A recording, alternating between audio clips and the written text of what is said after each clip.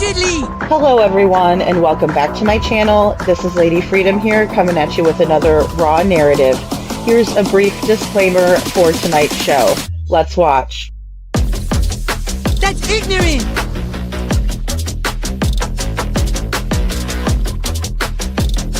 Allegedly, that's ignorant!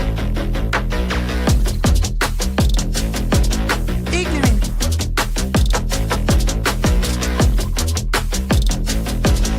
Judgment, Aslı.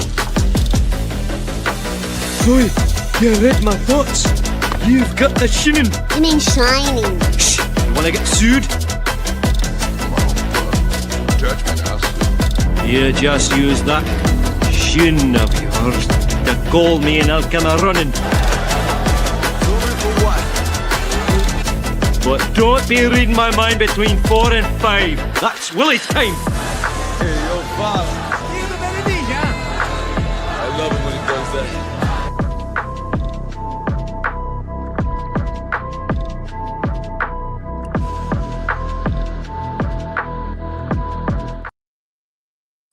Hello everyone and welcome back to my channel. This is Lady Freedom here coming at you with another raw narrative. And I see Lizzie's here and Star, Pickle Me Elmo, good to see you. Shadow, Judy, good to see you. The Analyst, good to see you. Hope Floats, Gypsy, and Hope Floats, thank you for becoming a member. I know I wrote that, but I wanted to tell you. And Ocean Joy, thank you for hitting the like button. It's so good to see all you guys. Baba Rose, we have Joseph Rapp, good to see you. NYC Urbanista, good to see you. Hey Freebird, good to see you, my friend. It's so good to see all of you guys. Keep up the chatter, so nice to see you. Great, guys. Lori, thank you for being here. Reach for the sky. It's so good to have all of you here. Thank you so much. And let's see here. Mini Panthers, TJ. Hey TJ. And we have Teresa. So good to see all of you guys. So tonight I would like to play Coff because I watched her and she did such a nice job of explaining things. And I always like to hear from somebody in law enforcement.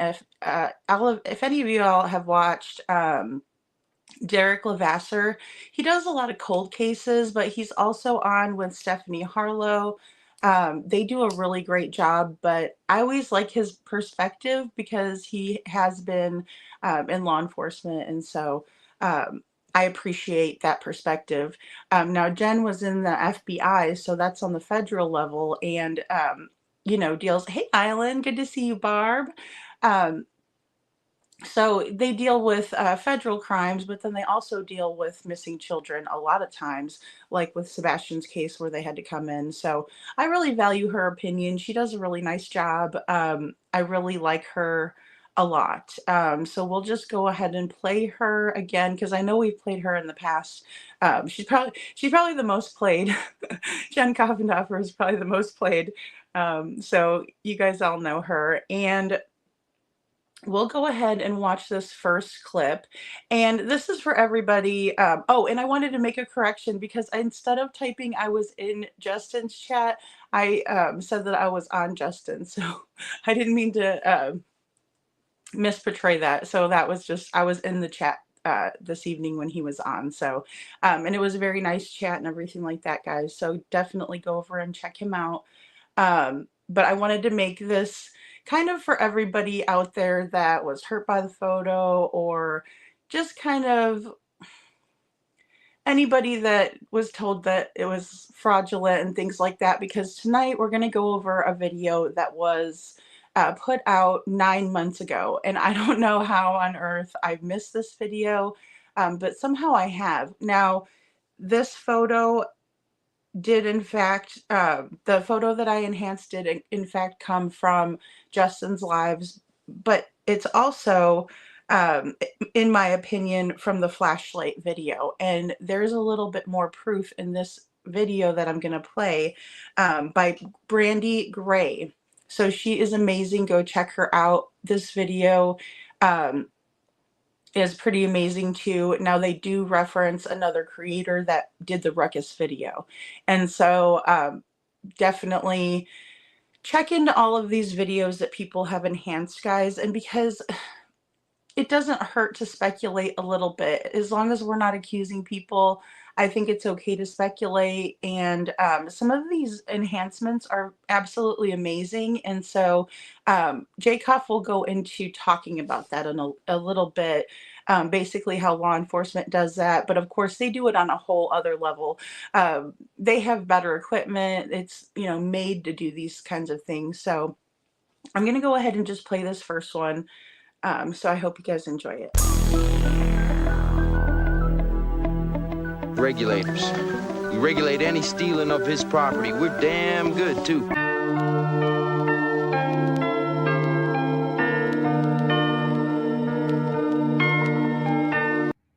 True crimers, welcome to Break the Case. I'm your host. I'm Jen Coffindaffer. But you can't be any geek off the street. Gotta be handy with the steel, if you know what I mean. Earn your keep.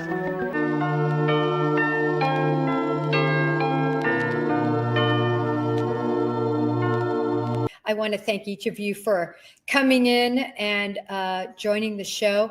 As you might know, unless this is your first time here, this is a true crime channel that really focuses on the lens of a law enforcement perspective. Regulators, mount up.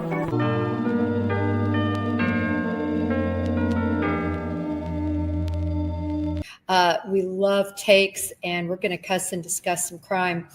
And we're going to get down and dirty very immediately on this channel. Look, if you had one shot. So here we go. I want to talk about today Sebastian Rogers. One opportunity, one moment. Did you capture it? Just let it slip. And specifically concerning Sebastian Rogers, there's really 3 points I want to touch on today. This won't be a long live or anything. I felt like it was time to come on. I've really been watching everything that's been going on, looking closely, and I definitely thought I needed to come on and just talk about these 3 issues. One, the drama in this case amongst creators. Yo, he's nervous, but on the surface he looks calm and ready to drop bombs. But he snapped back to reality. Oh, there goes gravity. Oh. And not just creators, people on Twitter, X, social media. It has reached truly a pitch level. So I want to talk a little bit about that. But he won't give up, daddies, he know. Lonely roads, God only knows. But hold your nose, cause here goes the cold water. These hoes don't want him no more. He's cold product, but the beat goes on. Number 2, I want to talk about the blurred picture, if you will, the picture that was taken from the lights video. They moved on to the next mo who flows. He knows dove and sold nada. And so the soap opera is told. It unfolds, I suppose, this old partner. And that's been circulating all around. I want to talk a little bit about that. But the beat goes on. And then finally, I want to talk about a little nugget, if you will, that I just wanted to pass along. He won't have it, he knows. His whole back to these ropes. It don't matter, he's dope. He knows when he goes back to this mobile home, that's when it's back to the lab again, yo. And just so you know, my definition of nugget, this isn't some huge, gigantic epiphany per se, but I think it's something that for somebody who has followed this case from day one and who spends a lot of time, this particular platform, really trying to do everything that's possible to help find Sebastian Time's up, over, and keep his case moving. I think it's important to share just anything that I come to know. You only get one shot, do not miss your chance to blow this opportunity. So let's talk number 1 about Dramaville that is going on. No more games. I was playing in the beginning. The mood all changed. I've been chewed up and spit out and booed off stage. I'm just going to say this. This situation that I see in the true crime community is really disheartening. All the pain inside amplified by the this is my life and these times are so hard. It's so disheartening because in law enforcement, a lot of times we'll have disagreements about a case. One agent will think one thing, another agent another. Oftentimes you're working on task force. At task forces, you have locals involved, you have state authorities involved, and you don't always line up with what you should do next, who you think the main suspect is, what should be the tools that you use, consensual monitoring. Should you try to get a wire? Should you do subpoenas versus search warrants, the pros and cons of those to get information? There's just lots of things that go on behind the scenes. And you will have, meaning generally speaking about agents and officers, heated discussions about what is going to happen and about who may be involved. And it's not pretty all the time, but it's civil. Okay, guys. So I hope you enjoy that. I don't know if there's like a lot of Eminem fans out there. I just thought it was, it made me think of this song because her saying they only have one shot to get it right? Unless it's a hung jury or something like we saw with the Menendez brothers trial. They were tried twice because the first time there was a hung jury, excuse me, there was a hung jury and they could not come to a decision. And then the next time there was evidence that was omitted, and so they were convicted. And I know a bunch of you guys know about that one. So, and then of course I played the regulators for the police force and all that. So, hats off to them for doing that. All the technology they're using to find Sebastian. And, Jay Coff had a lot of good points. When you're in like a kind of a war room, so to speak, and you're debating or you're trying to figure things out. Yeah, I know, Joseph, he's pretty filthy. Yeah, I know. I tried to take as much like of the swearing out, so I tried to edit it. I think I left one in there. So, but yeah, it's just one of those things where I think whenever we're very passionate about something, we're going to have more of, oh gosh, we're just gonna have a little bit more feeling behind what we're saying, and so it can get kind of heated between people if they're disagreeing, right? Because they're like, no, it's this, I think it's this, and the other person's like, no, I think it's this, which is okay as long as they're kind of explaining and communicating to each other why, because a lot of times we don't understand. It's like if I was to say to you, well, I don't think Sebastian walked off. And you were to say, well, he could have walked off. And I'd say, well, I don't think he walked off because he didn't have any shoes on.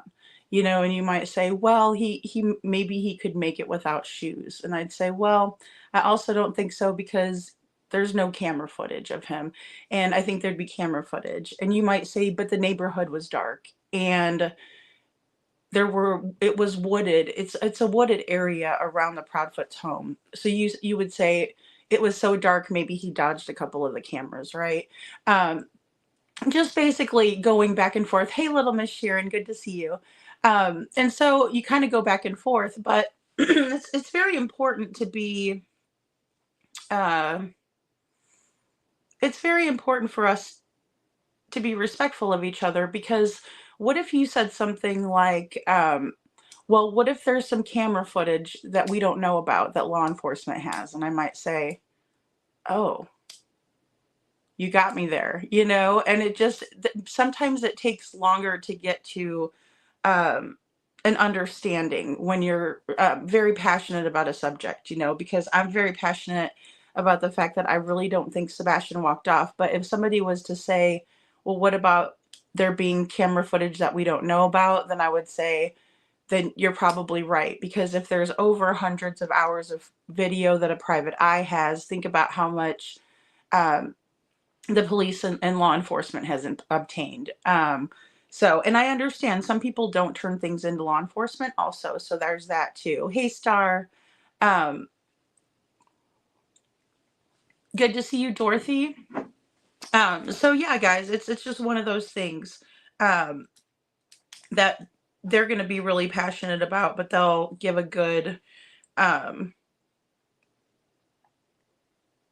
they're going to give each other respect and the floor, to speak their mind, and then they're going to listen and figure that stuff out. And maybe they won't come to common ground, or maybe they're still going to be stumped on it. Especially in this case, this is a harder case where we don't have a whole lot of evidence, in my opinion. I think what the police have um, is more than we think in many cases, but then sometimes I realize that if there is no camera footage, then that's a major um,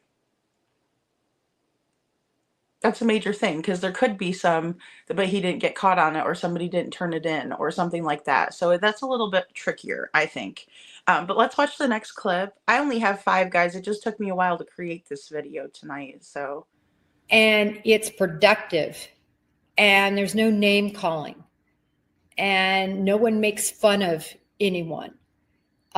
Because at the end of the day, the goal is, let's just use an example of a missing autistic, now 16-year-old child.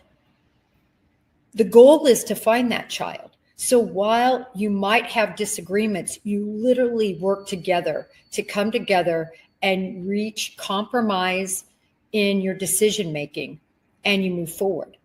Then you have this whole thing play out again once law enforcement has completely come together and gathered facts. You have the same issues happen when you bring it to, in my case, as a federal agent, the United States Attorney's Office, at the local level, the district attorney's office. You have the same situation, right? Because you as law enforcement have said, listen, we have it. This is a strong enough case to move forward on these individuals. These individuals are absolutely involved in this criminal conduct. And you have a prosecutor saying, listen, I have to prove this beyond a reasonable doubt, while you're going to be at the table next to me, helping me get through these facts and help me with the questions and reading the juries and so forth. I'm the one standing up there, putting the law together with the facts and getting this case down the road. And I got one shot. You better never let it go. You only get one shot. Do not miss your chance to blow this opportunity. Pretty much. I mean, you can have a hung jury and have a secondary shot, but most of the time you have one shot to get this conviction. Best believe somebody's paying the Pied Piper. In someone you believe is guilty. So I always say they required, meaning prosecutors require, a whale in a bucket, not a fish in a bucket, because you always bring that fish. They want the whale. They want way beyond a reasonable doubt. And I hope everybody keeps that in mind with a lot of these cases that we talk about. In other words, it's gone past all the agents and officers involved in that case for them to reach their conclusion. And now it's also gone past, by the time you see it go into court or somebody being charged, at the prosecutor's office, which also has levels that it has to be checked off on and agreed with for charges to be brought. That's a long, 3 to 4 minute diatribe to say this. And I don't know what I was really looking for. I haven't been on YouTube that long. I got on back in, I believe, February, March, then was off for a period of time, and then kind of got back on, and I've really been going strong at it now. But the more I see, it's really disheartening in the social media circles, and certainly in the YouTube creator circles. Success is my only motherfucking option. Failure's not, so here I go, it's my shot. Feet fail me not, this may be the only opportunity that I got. It really is. Because instead of individuals, just think if everybody actually worked together. But this is why no one works together. It's very simple. and I think everybody knows this, because there are certain people, certain creators that have absolutely no interest in these cases. They have no interest in justice. Literally, most of them, and I'm not kidding you, have a rap sheet a mile long. They've committed terrible crimes, and they really just don't care. This is just a way that they are finding that they don't have to be employed by anybody, and they can make a living at this. I think people who do this full time, as opposed to somebody like me who does this very, very part time. And it's difficult to watch, really, what I've been seeing in the last week. Just the cutthroat name calling, bashing after one another surrounding Sebastian Rogers' case. And like I said, this isn't just about creators on YouTube. I mean, I am seeing it on X like I've never seen it before. And I understand that one of the people involved in the drama is being paid a very healthy amount to do whatever they can to negatively, I think, kind of thwart any social media direction at their clients. I get that. And we all saw that. I did a whole live on it. And we all you have to do is watch the Lore Lodge. I challenge everybody, watch the Lore Lodge, take a look at that episode. You'll really see all you need to see. Welcome in, everybody. Welcome in, C. Taylor and Claudette and Marley. Thank you guys so much. Hey, Sandy, good to see you. TJ, good to see you. I think I already said hi. TJ, I already said hi to you. I don't know why I said hi again. I'm sorry. Let's see. We got Kathy. Good to see you guys. Tammy, thank you. Thanks, guys. Yeah, I think it was, hey, Scranton Strangler, good to see you. I think it was really interesting, Jennifer Coffindaffer, her take on things. And I do think she was referring to like the hate channels and things like that. I think they could definitely talk about more productive things, but you know, it's up to them what they want to put on their channel. You know what I mean? But she said also the X has gotten pretty bad. And honestly, I haven't been on X. Like, if you guys want me to go look up something on X, I will, and then I'll post it up here, you know, on my other phone. Good to see you too, Kimmy. Good to see you. So I'll go on there for that, but I did see a lot of bad things on there, and so that's why I kind of just, you know, but sometimes they do post informative things. I just rather get it off of the Facebook groups and things like that. I think it's better to do it that way. But again, I'm really bad about going on Facebook a lot. I need to step up my Facebook game, Instagram, all of that. And then I guess TikTok is back. But apparently the X has gotten really bad. And then Jennifer Coffindaffer reminds us that SF is being paid, right? So he's being paid to do all this. Kind of, but I've never heard of a PI that would hide the truth or put out some of these things in the manner that he's doing it. It's very strange to me. Hey, Bunny. It's very strange to me. So, yeah, Joseph Rep X is like, yeah, I, you know, I used to kind of follow politics on there and things like that, but I haven't been on there, doing that. Just I'll follow Sebastian's case. I know that Dog will post there sometimes, so I kind of watch out for his posts, things like that. But I try not to pay too much attention to SF because I really don't find him to be a credible source. And I think every time he posts something that he thinks will help out, I'm just not seeing the connection with what he's saying. I mean, for instance, I would like to see a video of the night in question, not just the still photo. Hey, BJ Boop, nice to see you. Hey, Lil Red, good to see you. And so, you know, I would much rather see that And if he is getting paid, I would be really upset with his performance because even the picture, the image that was enhanced and everything, and the names and things they were complaining, but he's posting that too. And he posted that on a different platform. So people are seeing it here and people are seeing it there. So it just doesn't make any sense to me. It's almost like it kind of hurts my brain a little bit if I just sit there and think about it too hard, because it's one of those things where it doesn't make any sense. Like, if you don't want the picture out with the names on it, why are you reposting it? So I thought about that just today. And I kind of wanted to just share that with you all. Just kind of my perspective. Why would he show it if it's offensive to them? Why he's reposting it in a video? And granted, it was only a 1 minute video or what have you, but I did find it to be quite hypocritical, or just kind of, I don't understand the meaning of doing that. And then she talks about working together, and I think that's really important too, because we're Sebastian's army, and I was saying earlier in Justin's chat that I need to do the same thing. Really try to watch how I'm representing Sebastian's army. None of us are perfect. We're never going to be doing the right thing all the time, but we can try. Um, and do more so do our best, because of course Yoda would say there is no try.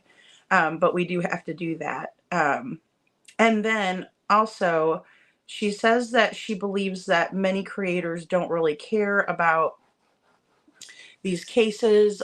They don't really care about justice, or really just they're pretty much up there just talking about other people, other creators. So that, of course, is going to add to the drama, which is difficult in this case, because, of course, we've had a lot of the parents on social media doing interviews and, speaking out, which I think is a very positive thing, as long as it doesn't get as messy as it has. But awareness is the good thing. You know what I mean?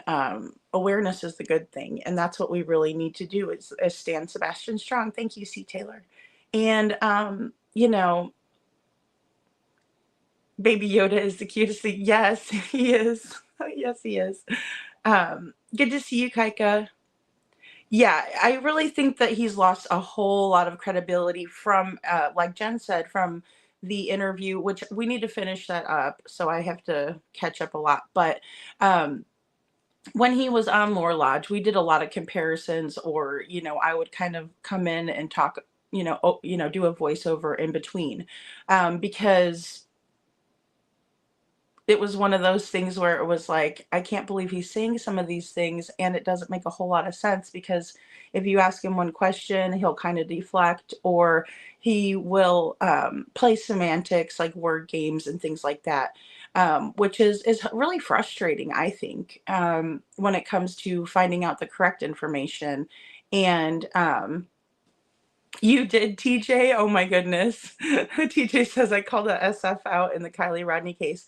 Yeah, like, I knew he was involved in that case, but I guess I wasn't like so highly involved in it, on that level of like what he was doing behind the scenes. I did hear about it later, so I'm glad to hear that you called him out, because this case was the one where I questioned his professionalism and integrity and things like that. And so, and it's really, a lot of it has to do with the Lore Lodge interview. I feel like when he spoke in the Lore Lodge interview, it was one of those things where it wasn't helping. We didn't get a whole lot of information, besides the fact of like what he was being paid. Hey, couponing, good to see you.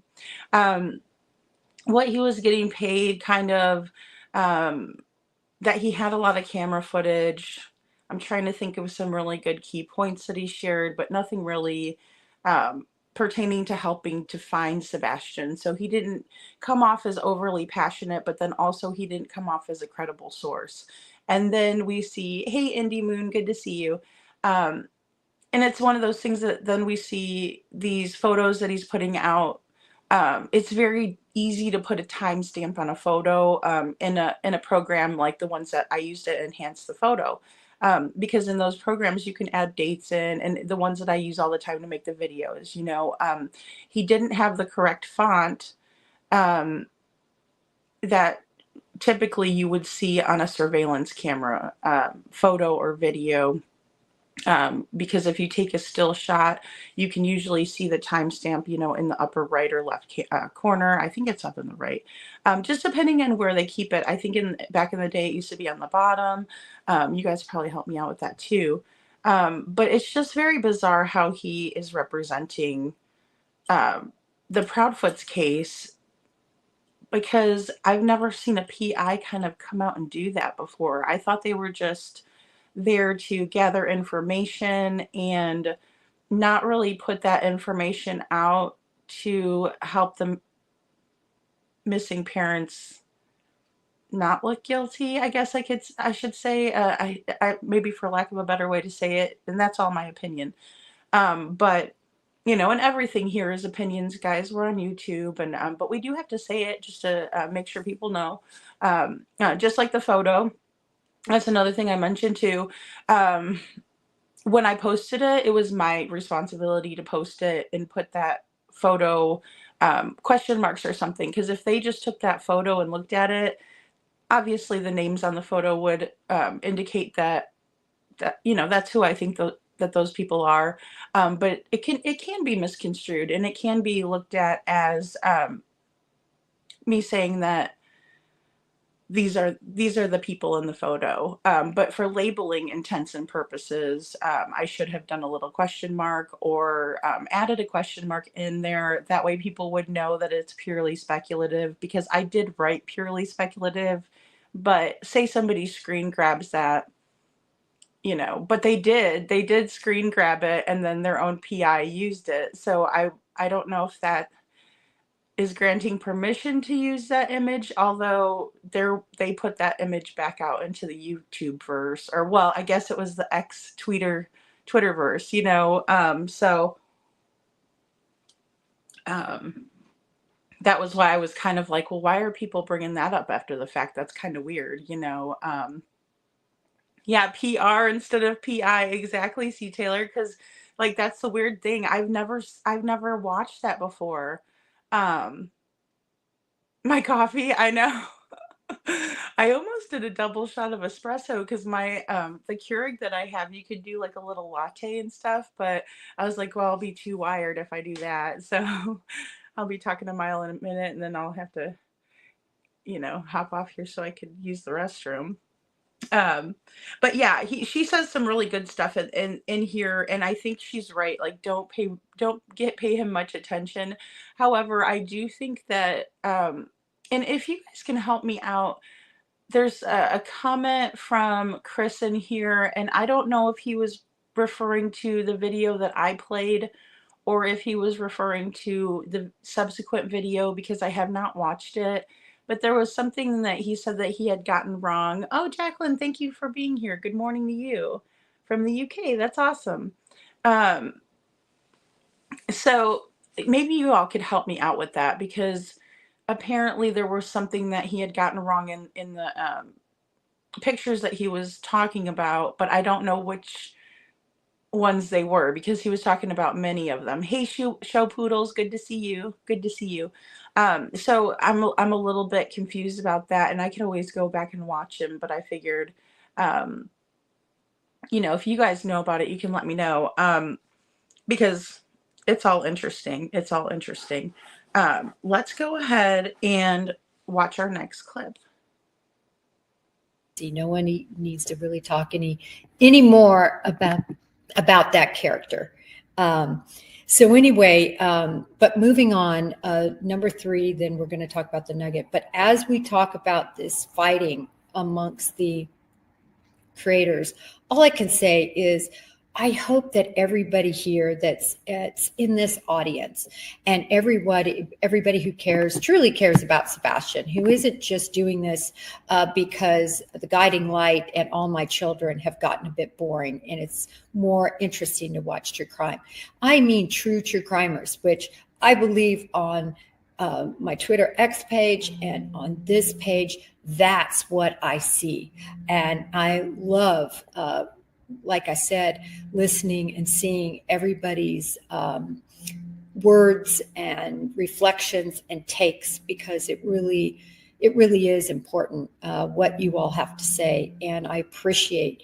But for those of you who are in that category, I would merely ask, and I truly hope this happens, I would merely ask for you to take a deep dive in terms of who you're really following and listening to, and giving your hard-earned money to, and more important, your time to, because I think it's just really important to take a look at that. When you go on a channel, are they discussing facts, and are they discussing particular pieces of evidence, witness statements? Are they going through all of that? What are they doing? Is their full agenda just to discredit somebody else or another channel? So I wanted to touch base with that. Number two, I want to talk about the lights video that was, and I hate to use the word enhanced, but we can use whatever word as long as we have the right definition. What I mean by enhanced is made better. Okay, so we're just going to say that word, made better. So for instance, with the FBI, when we had video surveillance come in, the first thing you did was prepare the appropriate paperwork and get that sent off to the lab to have it enhanced, if you will, to have it made better, so that more light could be brought in on the video, where you could see more things. And it was just really critical, if you will, to obviously see license plates, to see if people were there, and so on and so forth. The FBI lab is the best of the best. In combination, I will say, I think Secret Service also does a very fine job in their laboratory services with video enhancements. Okay. Or I should say more digital forensic enhancements. They do such a great job when it comes to telephones and Celebrite and gleaning all that information. Nevertheless, what my point is I believe that the hundreds of hours that we're being told, over 100 hours of video, and there's probably much more than that law enforcement has, that's more than just from these neighbors, but from other neighbors and other cameras and businesses that flanked this particular subdivision where Sebastian went missing. I believe that has been looked at, and they have digitally made it, meaning the FBI, the best it can be. The most that you can see has been gleaned from that video. So they know whether people are there, whether people aren't there, whether there's a vehicle there. They know already. We just don't know, but they already know. So in that vein, knowing that it's already known to law enforcement, whatever is there on that video, I want to say this, and that is that I think in terms of that video, I know this to be a fact.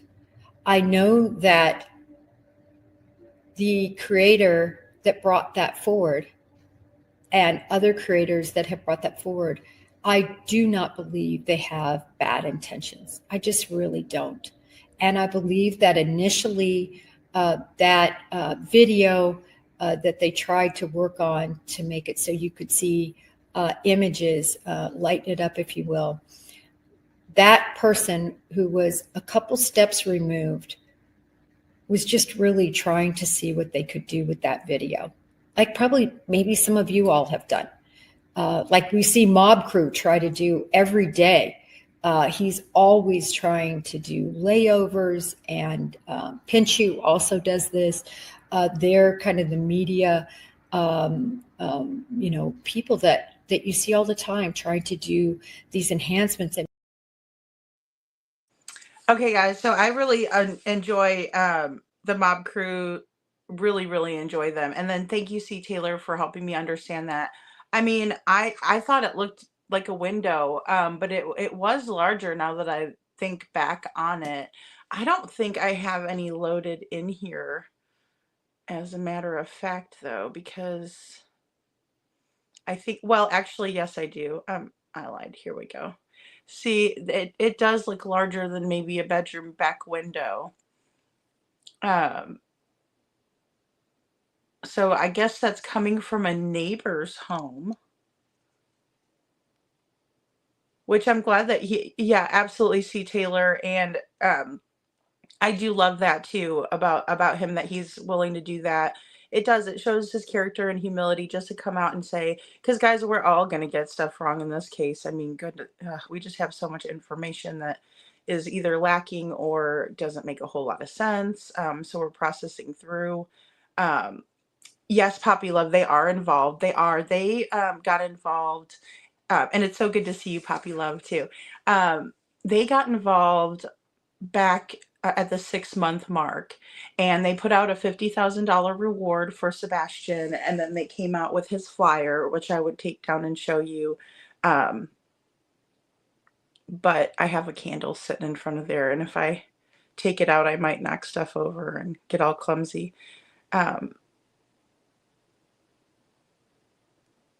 Yeah, yeah, and TJ says, I do, to see Taylor, I do. He's really good when you commit to your mistakes and you are not as a person.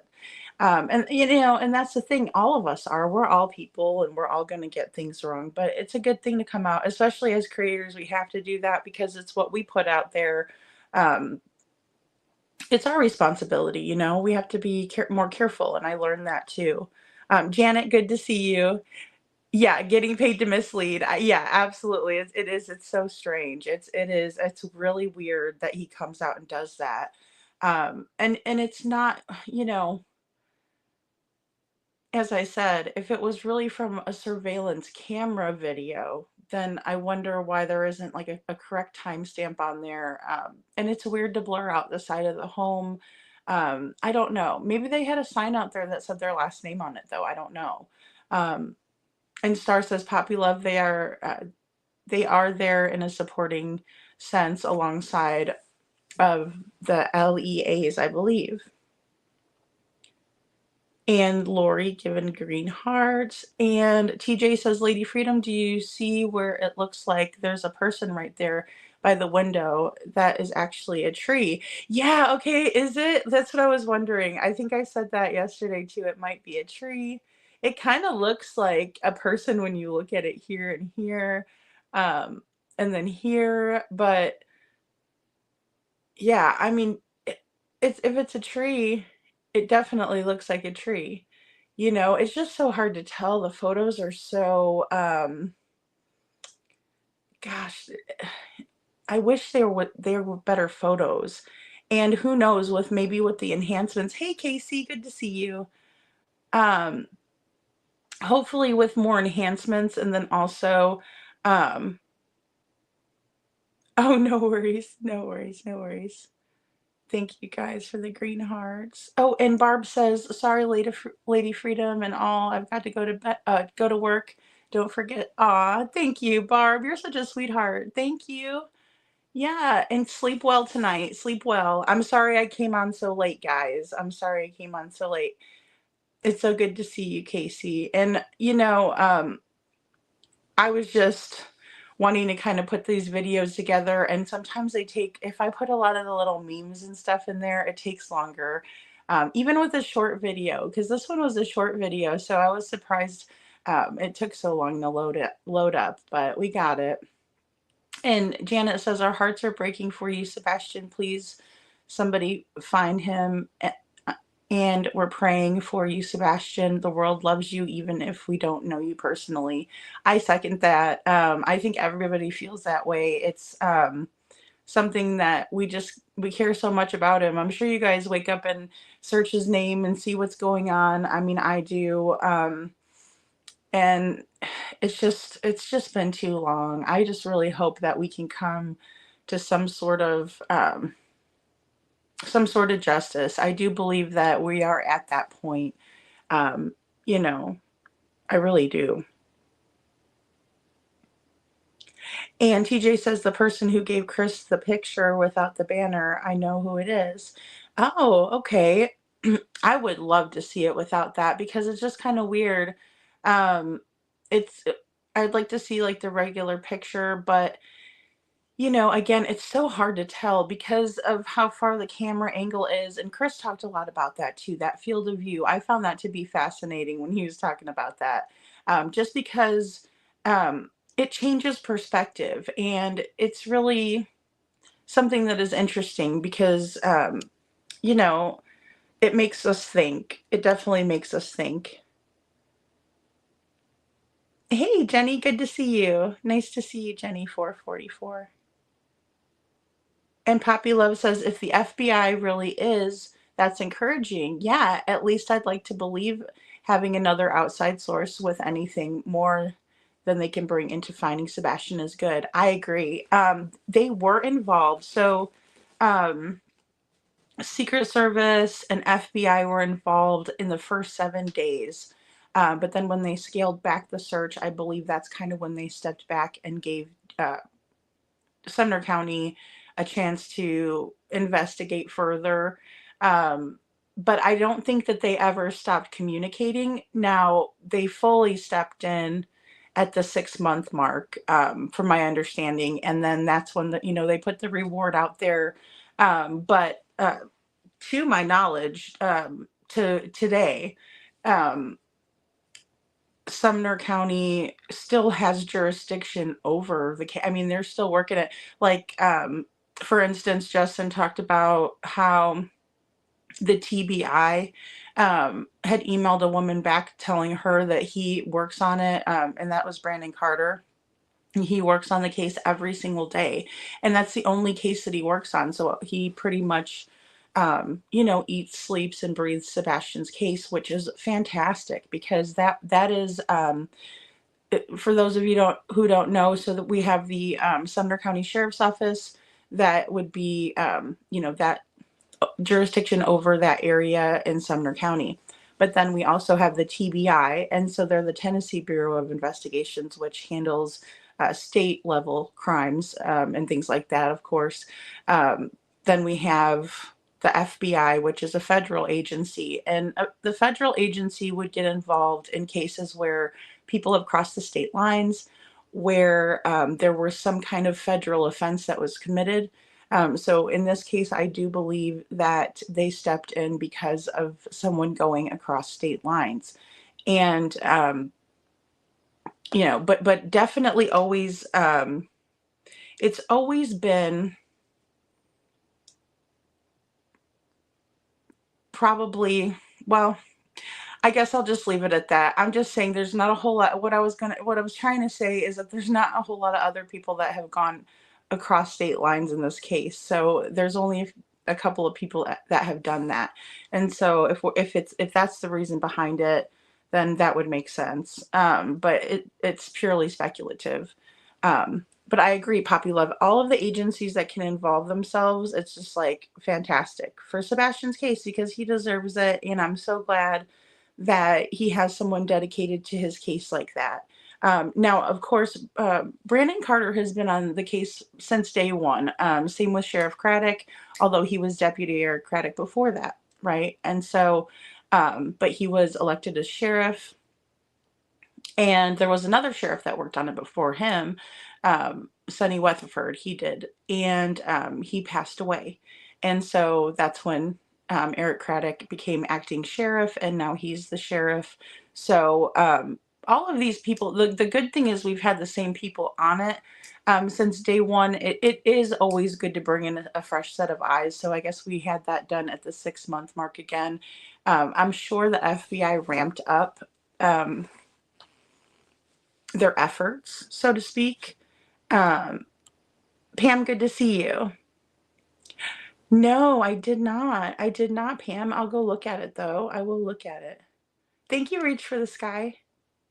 Thanks, guys. Sebastian Strong is right. Star Lambert says, us night owls need someone to watch, too. And Lady Freedom is a great choice. Thanks, Star. I know, and some people are like, she's on too late, and I'm like, I'm so sorry. But I definitely appreciate you guys when you watch me on the replay too. But I understand people, a lot of people go to work during the day and things like that, and they can't stay up late. And TJ says it's on the mob crew. That's how he found out that he made a mistake. Okay, okay. Yeah, and I'll tell you this case, if any of us were gonna get it wrong, it would probably be this case. Just because there's so much crazy information out there. And then also, whenever we do get stuff wrong, guys, don't be too hard on yourself, especially in this case, because if you think about it, in the beginning we were getting some different information that wasn't, I mean, for lack of a better way to say it, it wasn't correct. We had differences in Sebastian's weight. We had differences in Sebastian's hair color. We've had differences in Sebastian's eye color. We've had younger pictures come out. You know, they put out younger pictures of him. We had the Texas Roadhouse picture that was one from a previous visit to Texas Roadhouse, but it wasn't the night in question. And when I saw that, I was just amazed because I had always thought that that was a different picture. Like, I thought that was the one from that night where Katie's hair is really nicely done. She looks really pretty in that picture, and she's wearing like kind of a bluish shirt, black and blue shirt, excuse me. But the TBI logo is on the bottom of that one. And it definitely was from the Texas Roadhouse because I found the little sliver of a menu and I did a comparison video, so you guys can go and watch that. It's one of the really short ones, one of my shorter ones, because usually my videos are long, but just something interesting. And it's like, why would you put out a younger picture of him, especially because we know that Katie snapped a picture of Sebastian that night. Is his face eating? Maybe, like, or you know, does it show, excuse me, his face eating, does it show his face eating? Yes, you know, it does, most likely. But I think it would be good to find a picture from that night, or, you know, possibly release one from that night. There was some pretty clear video, I think, too. Casey's a night owl too. I'm a night owl too. I don't mind, but it's like, yeah, I do have insomnia too, TJ. So it's like, I don't mind going on late, but I always feel bad going on late because I don't want any of the early birds to be like, you know, having to just watch replay. Because it is fun to come in the chat and stuff like that. Lori's always been a night owl. Hey, Meow, good to see you.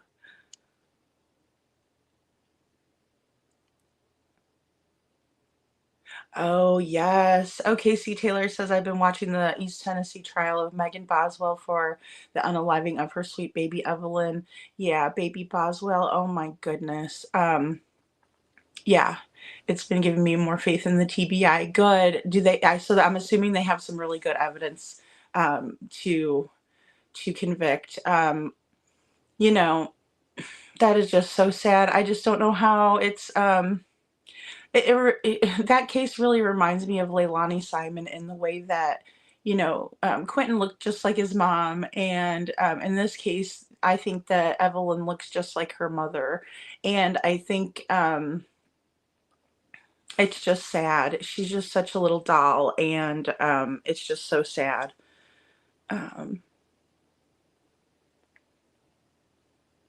I know, Lori, it's hard when you don't get a lot of sleep because then you end up tired and you're like, you know, um, and then you know, I have problems because I'll drink coffee and then I'll be like, I'll get a second wind too. So I shouldn't probably drink as much coffee, but I'm kind of like trying to keep myself alert. Like, say I'm working on a video or something like that. So I totally get that. Yes, Janet, it's important. You know what's also important? Janet says you need to discipline yourself to go to bed at a certain time and lay down and do the army word, and and as you lie down, don't think. That's the hardest part for me, is not my brain doesn't turn off at, you know, don't think. Yep. Don't think is a good one, Janet. And then also the screens, like if you have your phone near you and you hear like a buzz or whatever, it's like, yeah. Janet says, bless you all, sleeping is enough. So it's so important. It's so important. Sleeping enough is important. And just getting like that restful REM sleep too, because there's times where I wake up, and I think that's another problem, because then I don't feel like I've gotten any sleep at all. Um, if I'm tossing and turning and stuff like that. So, oh yeah, TJ, that's true. That is true. A lot of people speculated on that as well. The fact that um, Sonny Weatherford, the sheriff, he had an accident, and that's what caused his passing, was because he fell and bumped his head, um, which is extremely sad for his family. And my heart goes out to his family members for their loss, because I've lost both of my parents, and I realize that is not an easy thing to do, you know. Thank you, Seven True. Good to see you, hon. Good to see you. Um, Yeah, TJ, this case is getting dangerous for people. And, you know,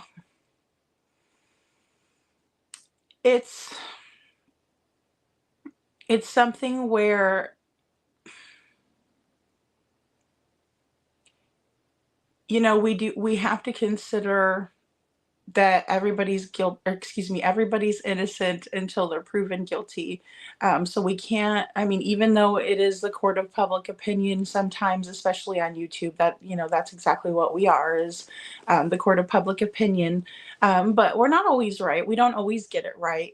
But I think it's important to just, again, recognize that it is speculation, and that, we shouldn't make any hasty decisions when it comes to, um, like calling out the parents, or, anybody really. Because we could say, one thing about Sebastian's neighborhood, as nice as it is, it's full of SOs. And now I know that law enforcement has vetted the neighborhood. I'm absolutely positive that they've gone uh, to each of those homes, and, found out where those perverts were, and things like that. No doubt. Probably one of the first things they did, right? Because it happens, and they reoffend. Unfortunately, in my opinion, they should never. If they do that once, they should never get out. It should just be like a zero tolerance kind of a thing. But nevertheless, they do get out. And so in his neighborhood alone, there are tons of them. And it's a small kind of cute little area. You know what I mean? Well, and I shouldn't say, because I'm sure there's more in other places, but there were more than I thought would be there. So, because I kind of get that blurred vision, or rosy colored glasses, or whatever, thinking it's a nice neighborhood. There shouldn't be that kind of those kind of people living around in there, but you know. Oh, melatonin. Yeah, Seven True. Melatonin does work. That is a good solution. I agree. Yeah, what he was wearing as well. That was another major um, discrepancy that threw us off. In the beginning, it was like there were so many little things. What was he wearing? What did he bring with him? We find out that he didn't wear any shoes when he left, according to all of his shoes being accounted for at the house. And then he brought his glasses, and a keychain flashlight. But we will go over this flashlight video that was modified, 9 months ago. And we're going to kind of see that, I mean, the neighborhood was extremely dark, but if you look really, really closely, you can see somebody. Um, I don't think a keychain flashlight would be that bright. And then also on Justin's channel earlier today, he did a zoomed in version, where you could see what looked to be like headlamps. Okay. That's my opinion. I really believe that they use these headlamps now that I saw, because you can kind of tell by the way they're positioned in relation to the person that you see walking. Um, it's not, because you would hold a flashlight down to the ground to illuminate the ground that you're walking near. With the headlamps, because it's higher up, it'll illuminate, an area a little bit larger in front of you that you can see. They're used by mechanics and a lot of people use them. Um, miners when they're down in the mines, that sort of thing. So, um,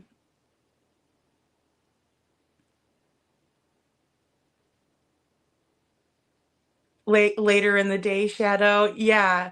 Um, and I may do that at some point, guys, is like maybe come on a little bit earlier, sometime during the day and then again at nighttime, um, just to get you guys, everybody that's able to chat. Cause I know that is a fun part of interacting in the chat. I really enjoy that too.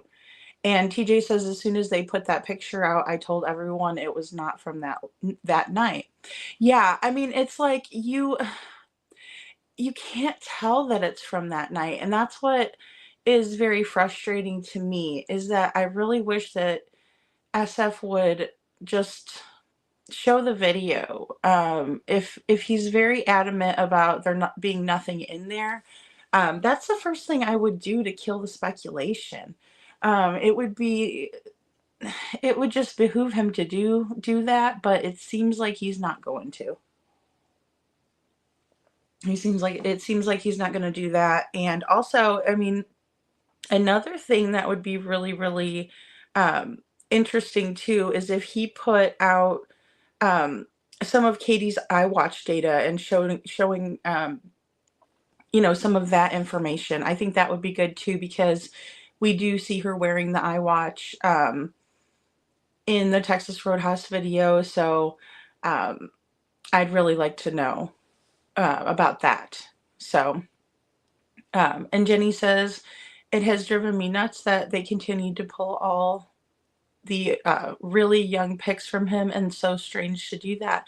I agree. It is really strange because it always just reminds me of, like, in school they used to touch the because and I know there's several kids that are homeschooled and stuff, so they don't have that the school pictures, but they used to do a partnership with missing and exploited children, and I don't know if they still do it, but they did even when my daughter was little. And you could get the card and it's the most updated picture of them, and or at least a newer picture from that same year, and then you would give that. I should probably try to find. I have it. I save everything.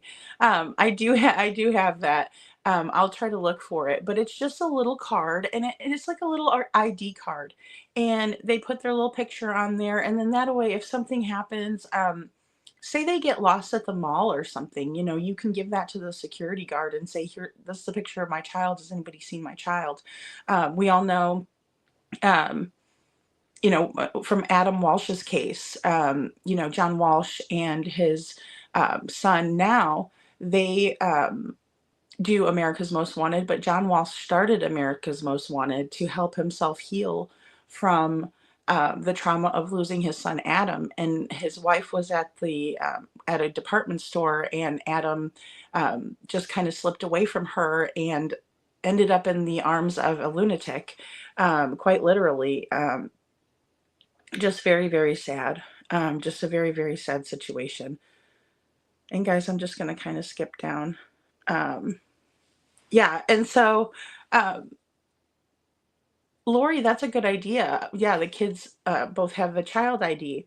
And, it's just one of those things to keep an up-to-date picture. I know it's hard. Sometimes you can't, like, afford to go get them professionally done, and that's hard.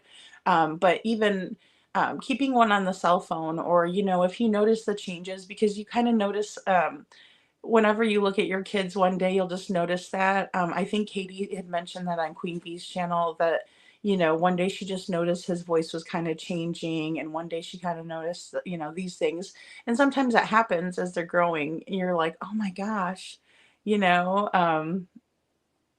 So that does happen. Um, whatever happened in the backyard next day, Sebastian is missing. Katie, where's Sebastian? Well, and that's the thing too. In this video, guys, we clearly see someone going back to the house, and that is where I get so stuck, because they're moving quickly back through the common area. It's not like they're leisurely walking as they were when they first came up. It was more of a slower pace, in my opinion, and we'll watch it again just to make sure. But either way, when they go back to that house, they kind of like haul ass back to the house, and it's kind of cause for pause, Um, Oh, with a thumbprint on there. Oh, that's a good idea, Lori. I remember when we were little, they used to have like McGruff the Crime Dog Day, like all the kids would come and they do their do our fingerprints and all that kind of stuff to, as an initiative, but because, I mean, kids were coming up missing and things like that. And I think a lot of it has to do with the Center for Missing and Exploited Children and things like that, because they're the ones that are putting these initiatives on, so that way people, if heaven forbid something does happen, they can have steps in place. They can know what to do, and I think they're a great organization for doing that. And Jocelyn, good to see you, Jocelyn. Watching America's Most Wanted as a young child sparked my lifelong interest in true crime. Now I work in corrections alongside the criminals. Oh man, Jocelyn, that's a cool job though. That's a tough job. So thank you for doing that, because those guys can be really rough. I've watched there was a show in Albuquerque, New Mexico. I believe it was there, or in New Mexico, the state pen, wherever it is. And it was called Rookie Year, and it was all of these corrections officers in their rookie year. And it was super interesting. And then you kind of like would follow them. Those guys are rough. Like, I don't know how, like, you constantly have to be on alert. So thank you for doing that, because that is not an easy job. I had an uncle that was a corrections officer, but he passed away, and my cousins also are corrections officers. His sons are. And so hats off to anybody who does that, because boy, that would be one of the scariest jobs I think on the planet. I'm not going to lie. Because you're dealing with people that are, just psychotic people, I mean, they have a lot of problems. I shouldn't say everyone's psychotic in there, but, and TJ says, I know a lot of people won't like this, but I've always said children should be chipped until they turn 18, and then they can have it removed. Oh man, I'm not upset with that comment. I just, I don't know if I would want to be chipped, because that scares me a little bit, but I think it might be because I watched too much Doctor Who. For all of you nerds out there, you guys will know what, and anybody probably, that lives across the pond will know who Doctor Who is. But it's a sci-fi show. But yeah, so I don't know, but then when I think of it on the other hand, I'm like, you know, you wouldn't get lost then, would you? It'd be really hard unless somebody would like take the chip out. You know what I mean? Like, um, I guess they would have to know where it's located. Maybe if everybody got it someplace where they did, where it wasn't like the same spot for everybody, because sometimes those people just like snatch that thing, like, oh my goodness, there's just so many crazies out there. Um, And Star says that must be a tough job, but sounds like you have a passion for justice. Yes, it sounds like it. Yes. And I also love America's Most Wanted, all of those shows, Cops, of course, and then they have, what is it? Like the live PD is also very interesting to watch. Um, that's a good thing to be able to do what you do for a living. Absolutely. It is. It's a good thing, and we need good people to do that too. The crazy part about the rookie year, And it was actually really a sad story because one of the guards had been, like, in generationally, he had family that had been in corrections, and he was doing some things like sneaking cell phones to inmates and different things like that. And he ended up getting in trouble because he accidentally dropped some METH in the parking lot, and it was on camera. And so then, they brought him in and he finally confessed to it. But he had admitted that he had a problem, and those people, and Jocelyn probably knows, they work so many hours, and now that is not a, excuse to do that. However, we don't know what anybody's going through in their personal life and things like that. So it was extremely hard to watch his kind of, I don't even know if I would call it an interrogation, but it was more or less them telling him, like, hey, we know that you were bringing these onto the property and, what have you. So definitely praying for him because, he had a family and all that good stuff. But, it just goes to show it is a tough job, and a lot of hours. They work a lot of hours. And Star says, I have thought about the use of RFID chips before myself. Not sure if that would be considered a human rights violation, though.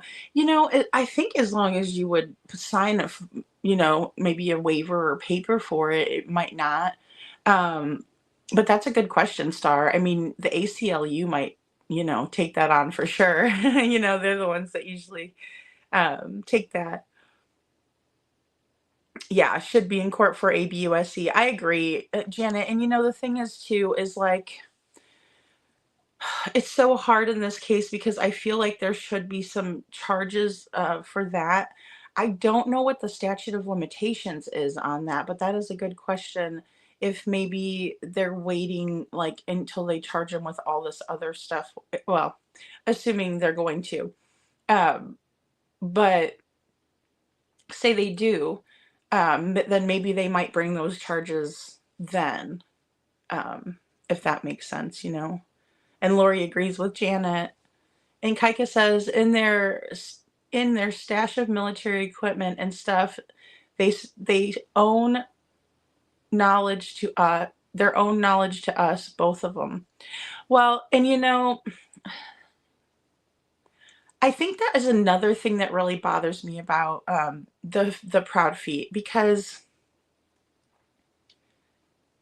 being military, I would think that they would be out there searching, because military personnel, even if you only served the minimum of 4 years,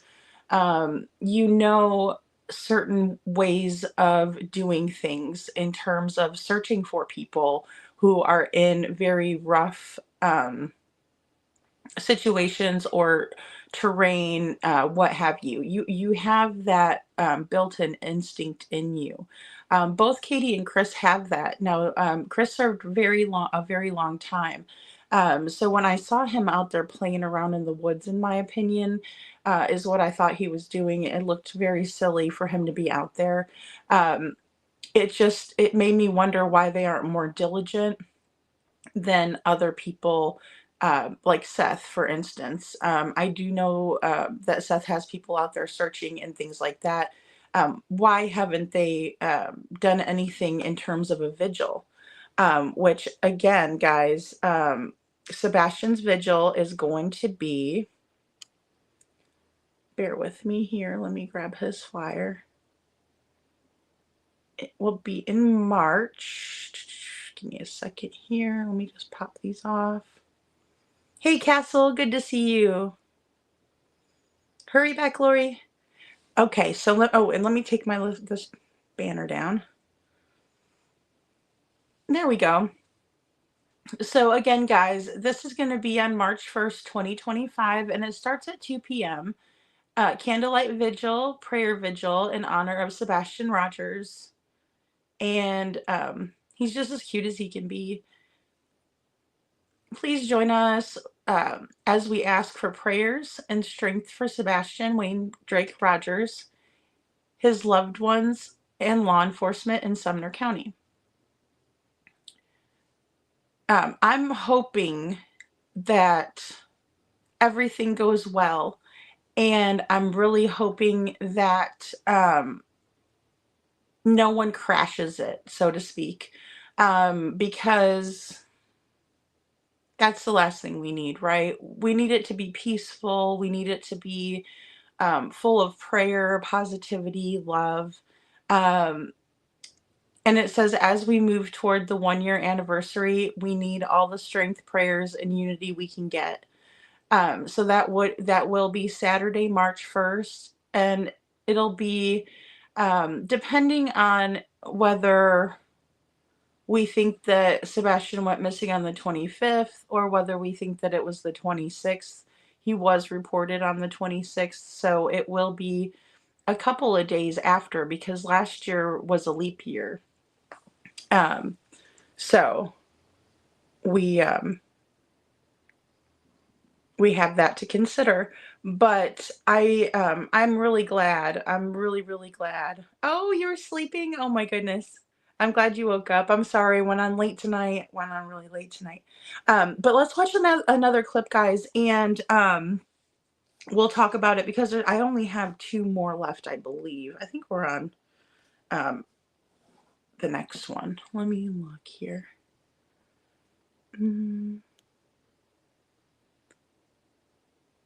Okay, yes. Make it so that you and me and other people can look at their work product and make our own decision.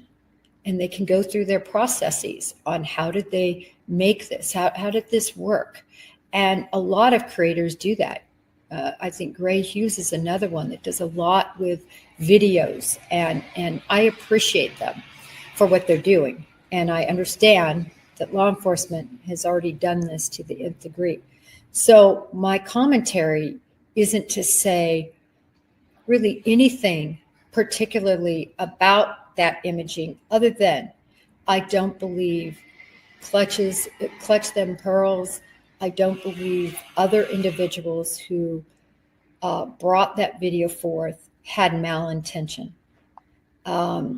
If you all think that, everybody's invited. It's their prerogative to have their own opinions on why people do what they do. But I truly believe the whole reasoning behind the introduction of that was truly just trying to say, hey, listen, these people brought this to me, and I think it has some merit, and this is what I see in this. And that's why I always invite each of you, please take a look at and take what I say and other creators and other people on social media say, and see if it makes sense. See if it's what you were thinking anyway. So often we are all on the same page because, quite frankly, we all have the same set of facts. And that's why so often in these cases, we do migrate toward very similar conclusions on things. But always take a look. And as I said, I'm not commenting on that. I'm commenting about what I think they tried to do. And I don't think it was with bad intention. Speaking on the flashlight / garbage truck video of the home surveillance that is looking at Sebastian Rogers' home, I am about to show you what I have found. We are going to enlarge and slow down this video. Sit back and watch. It will surprise you. These big lights could be a garbage truck, I'm not sure, but I think that they are lights on one of the houses, and I believe they are on the Proudfoot's home, and they are stationary. They do not move.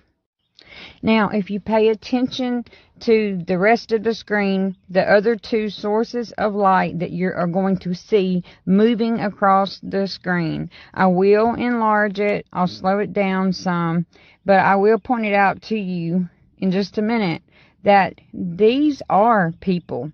That is 2 people with some kind of light source. Could be a cell phone, could be a flashlight. I don't know, but it is 2 people with a light source. And they are walking back towards those big lights, which are right at the Proudfoot's home. J for Justice showed us where those lights are located by using Nick Barris's video and putting a light filter over it. You can go to her channel to see that. But if you pay close attention here and watch as the light moves across the screen, when it reaches to the top of the screen, if you watch in front of those big lights, right here in a second, it's about to walk in front of those big lights, and you will then be able to see that it is a person. You can actually tell it's a person even before then, about midway to the lights. But watch closely, and you're going to see this person walk in front of those big lights right there. Right there. You see? Pause it. If you need to, you can enlarge your screen and take a look at it. Even slow it down on your end and take a look at it. Look right now. There it goes. It's about to cross. Okay. Here I'm bringing it to you. Now watch. Right there. Right there. That is a person right now standing in front of that light source. I have inserted a enlarged still shot of the video where you can actually see that that is a person standing about midway of the screen right now. And I understand that we've been told it's a garbage truck. We've been told it's not relevant, amongst other things. But what I'm telling you is that video doesn't lie. I do have a pretty good background in video and skills with it. And that is two people with some kind of a light source. And they are walking back to that main big light source that never moves. It's my opinion that that big light source are some kind of lights on their house. I don't know who the people are. But if I had to guess, your guess would probably be the same. Okay, guys, so that was a video from Brandy Gray. She did a wonderful job, I think, of kind of zooming in and showing us. Now, obviously, we can't really decipher whether that's a person or not out there, but what else would be moving with a light source? You know, it's not like animals are out there and that's how they they use headlamps or anything like that, or flashlights. So just kind of common sense would tell us that if there's a moving light source, there's somebody behind that moving light source, in my opinion. And then also going back toward the house.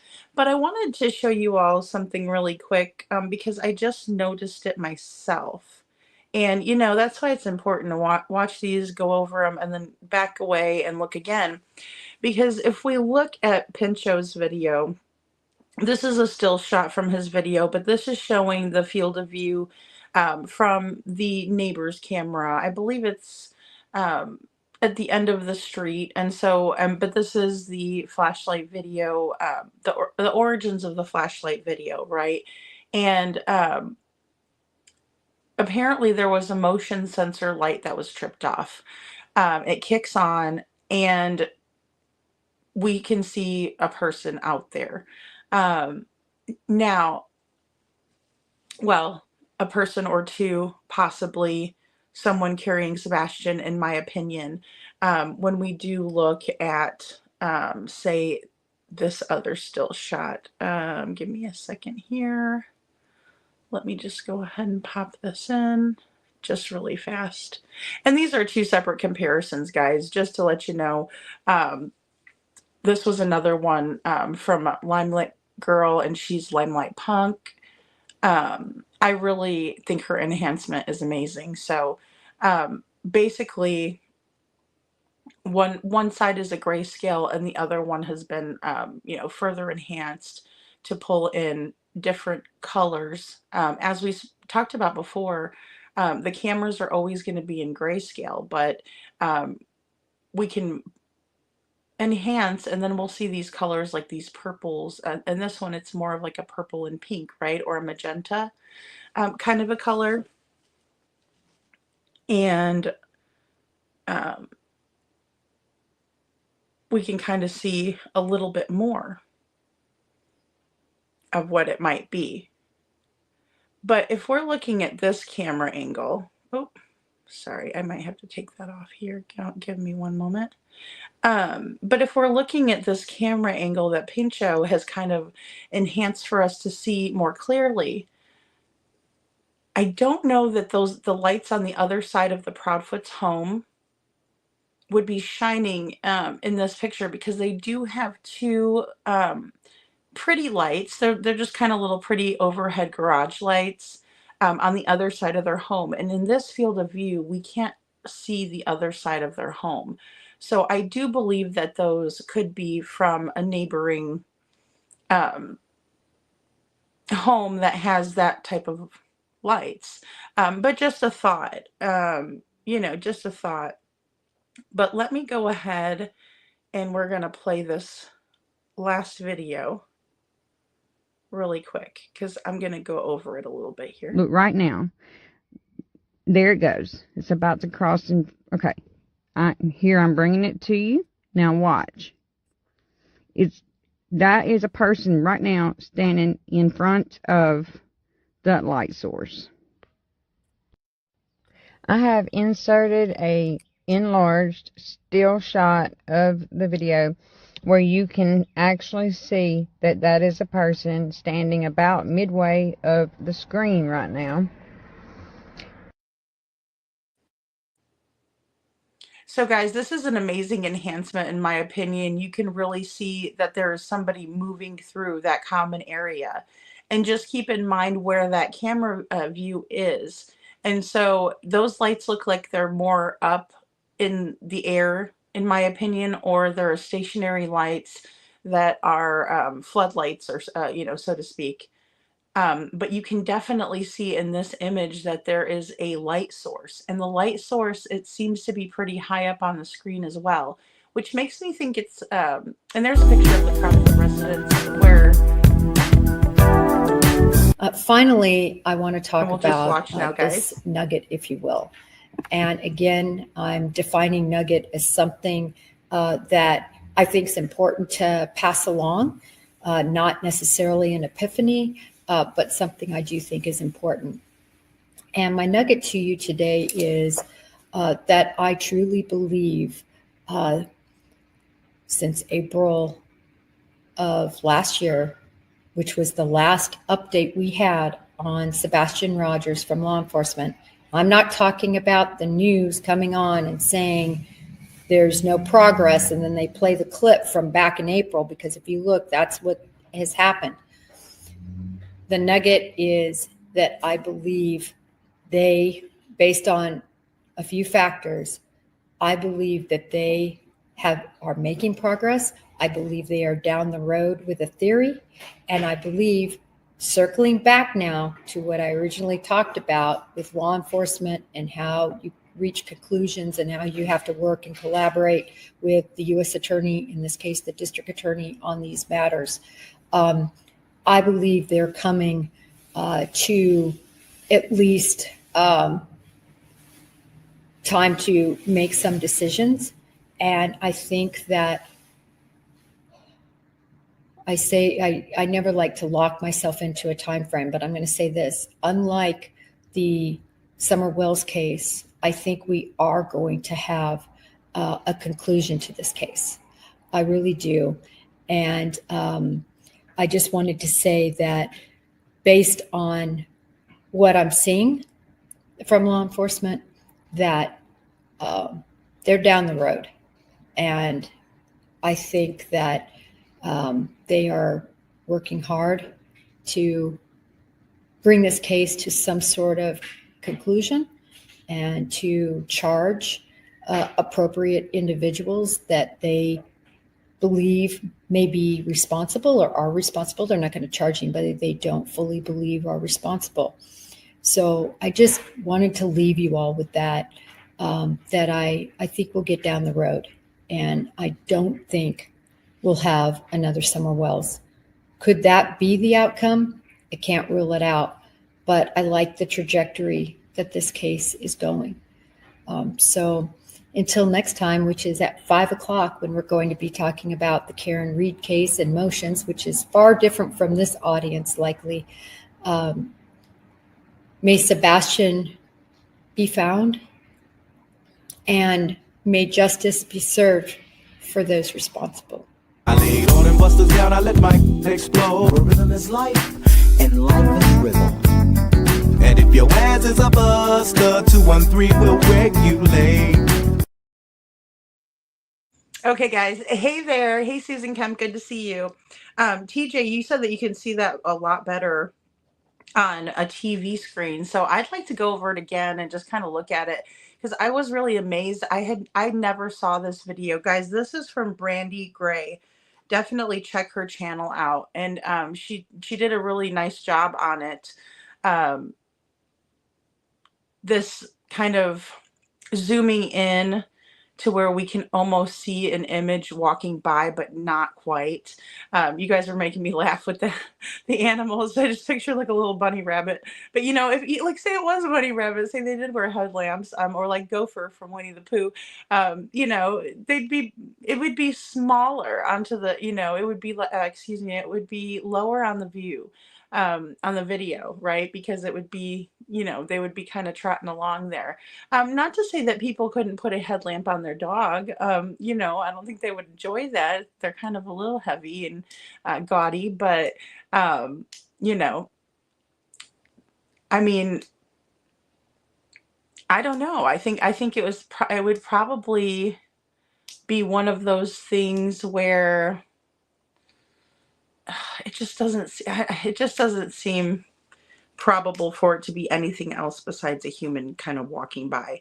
Now, do keep in mind, guys, and this is another thing that Justin brought up on his channel today, which I found to be really interesting, because of course, when we go over these interviews again and we listen, it's more like we know more now, so they're a little bit different. Our perspective may change. And one thing that I found to be really interesting is that Nick Barris came out and he did speak with Sheriff Craddock about this video.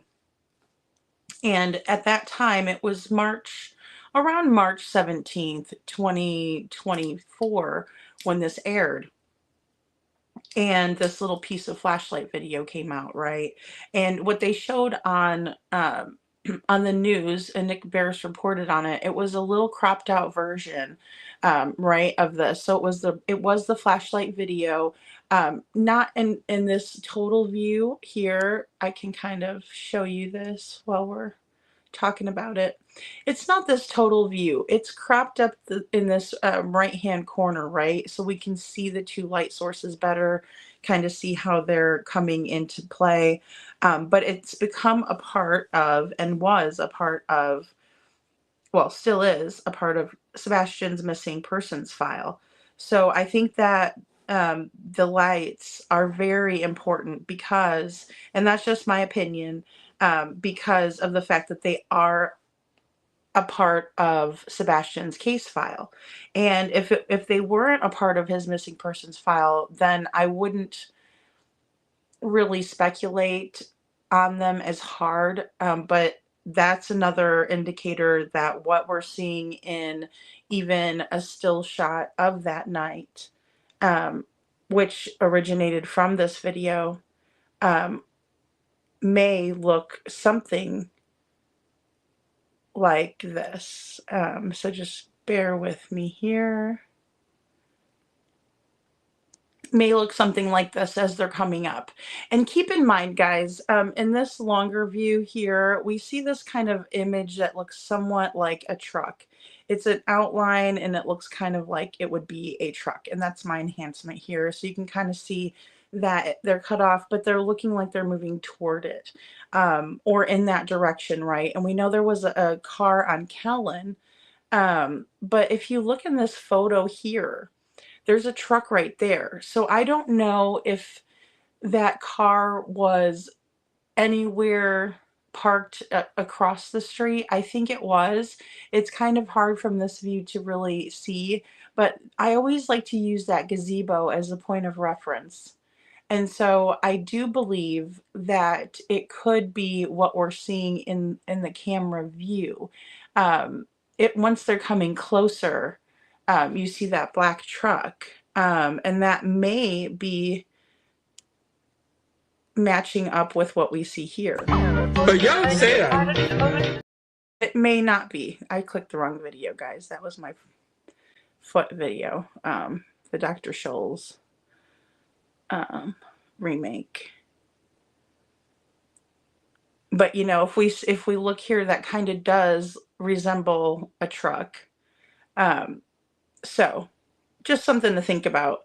But if it is in that same field of view, then it's possible.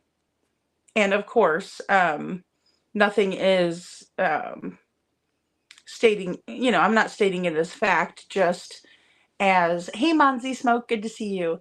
Just as purely speculation. So, checking to see if you guys are still awake. You guys are funny. Castle says, Star, it manages, share, and review your digital reference in one safe compliant location in the cloud, ensuring that it remains intact and altered to protect the chain of custody. And that's the thing too, you know, it's interesting that we've had this piece for I guess it's been 9 months. Let's see, since March. I mean, that adds up time-wise, and it's been out there. And this is the first time I've ever watched the video enhanced in this manner. Now, again, another creator did the Ruckus video where they had analyzed it themselves and made up their own opinions based on what they were perceiving that's happening in the footage. So I know that was out there at that time, and I did see that. So good to see you, Monzi. And I did see that, but in the same way, this is a little bit different. And then also this view, and then also the Pinchot view where he shows us kind of that path. I find it to be very interesting that it's quite possibly lights, the stationary lights that we see are quite possibly lights from a house across the courtyard, if that makes sense. Because had they been the ones that are stationary above the Proudfoot's garage, then that camera angle wouldn't have picked them up. And so maybe they were garage lights from another home across the way. That is one thing, you know, that we could explore on that. But there's a lot to speculate and explore on that because, and of course, guys, always do your research on these things because that's what's really interesting, that if you do some research on the subject and you can kind of bring, you know, more to the conversation, we can all discuss it. I think it's really helpful. And so, but, you know, apparently a motion sensor light kicked on somewhere around that area, which made it easier for us to see this image that was enhanced. So it's very curious. I just think that after seeing that video and then after seeing kind of Pincho's view and everything, I can see how this would be caught on camera. Someone in the neighborhood, once they get closer to that field of view on the camera, that is closer to Kellen. It's just very interesting. It's very interesting. You know, and when we're looking at even the Proudfoot area here, bear with me. Look.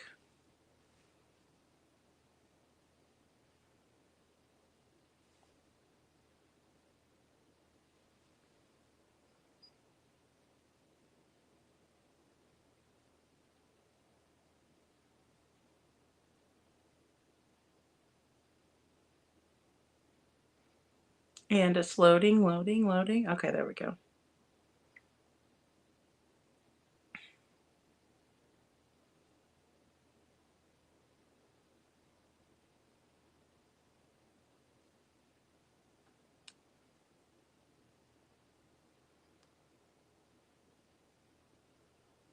Let me see if I could get a good view here. And we all know how, you know, Stafford kind of curves around and then it runs into Kellen. So that's kind of like the curve that we see there. And then let me go. Kellen is not far at all from that common area. So there was allegedly a car that parked on the corner, you know, on the curve of Stafford and Kellen that night. And they were there for about 3 to 5 minutes. They did shut their lights on and off. And then instead of going up the cul-de-sac, which there is one up here, up at the top of the street, and turning around, instead they decided to back onto Kellen. And that it's not odd. As I said, guys, that's not an aha moment of any sort, because if you look at the way that it's situated, um, it would behoove somebody, you know, to just kind of pull back, you know, pull out backwards and then leave the neighborhood off of Kellen. So it's not, that part isn't what really raises any red flags or anything like that, in my opinion. However,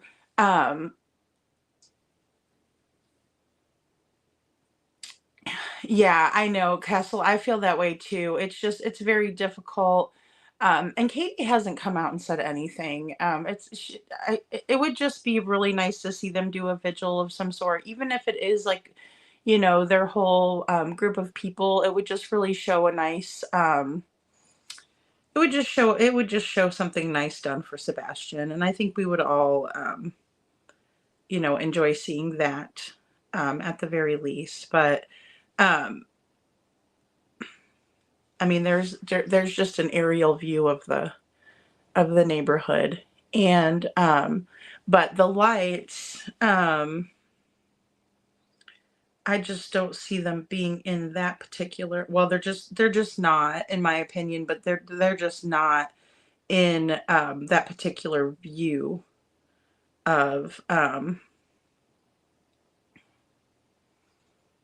the street. Because that would mean that anything that happened with a car pulling up, it would have been, you know, like right in front of that this way. Because if you can see those garage lights, and they're pretty lights, you know, they're not very bright. They're just kind of there for you know, a pretty effect. But if we look back this way,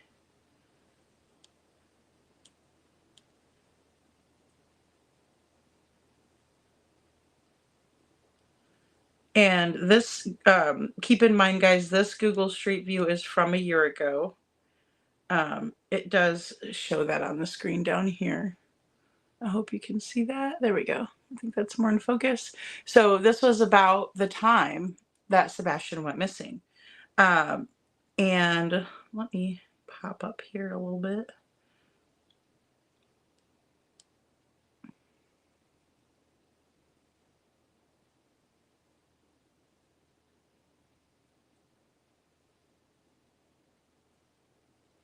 There's the side of their house, like the side view, kind of where the common area is.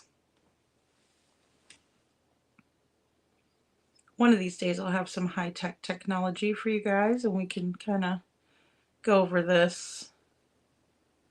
But now there's a big, nice, bushy tree right here, so it's very difficult to see this view. So just so you guys know, that's a little bit farther up. But there's a bit of a nicer view on the other side. And some of these leaves don't lose all of their or excuse me, some of these trees don't lose all their leaves as well. So that's something to keep in mind, that the different trees may look like that. But, you know, we have a house next door, of course, and then as you turn around the bend, you know, and you pass the other cul-de-sac that's on this side, because there's another cul-de-sac. There's a few of them in the neighborhood, actually. But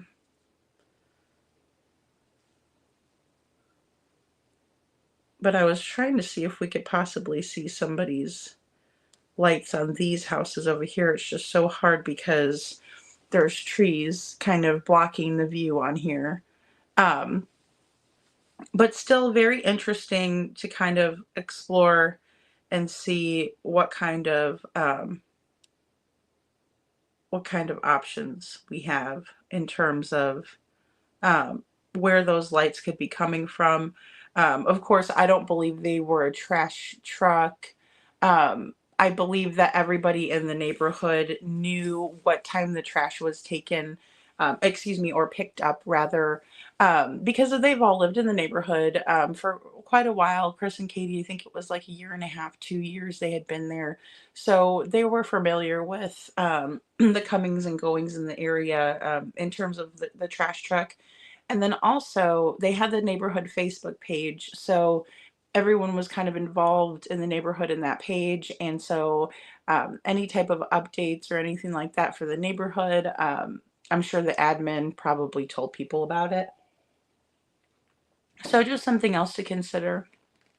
And Castle says the flashlight video will definitely play a huge role in Sebastian's case. Bet you any, or bet your ass Daffy Duck is watching you now, Lady Freedom. Castle, you're hilarious. Yeah, I really do. I really do think that it's something because, you know, if I didn't, I wouldn't have posted it. But I really think this could be something that law enforcement has looked into very extensively. And, you know, I'm not in law enforcement. I don't know those things, but just speculating with what they normally would do in a case. And then also just knowing they use those 3D scans, you know, thank you, Lori. Just using those 3D scans, it's really amazing technology where they can preserve that crime scene for later and use the VR glasses, the virtual reality you know, field of view to watch those. And you know, it does recreate things. It does show things like blood spatter, things like that.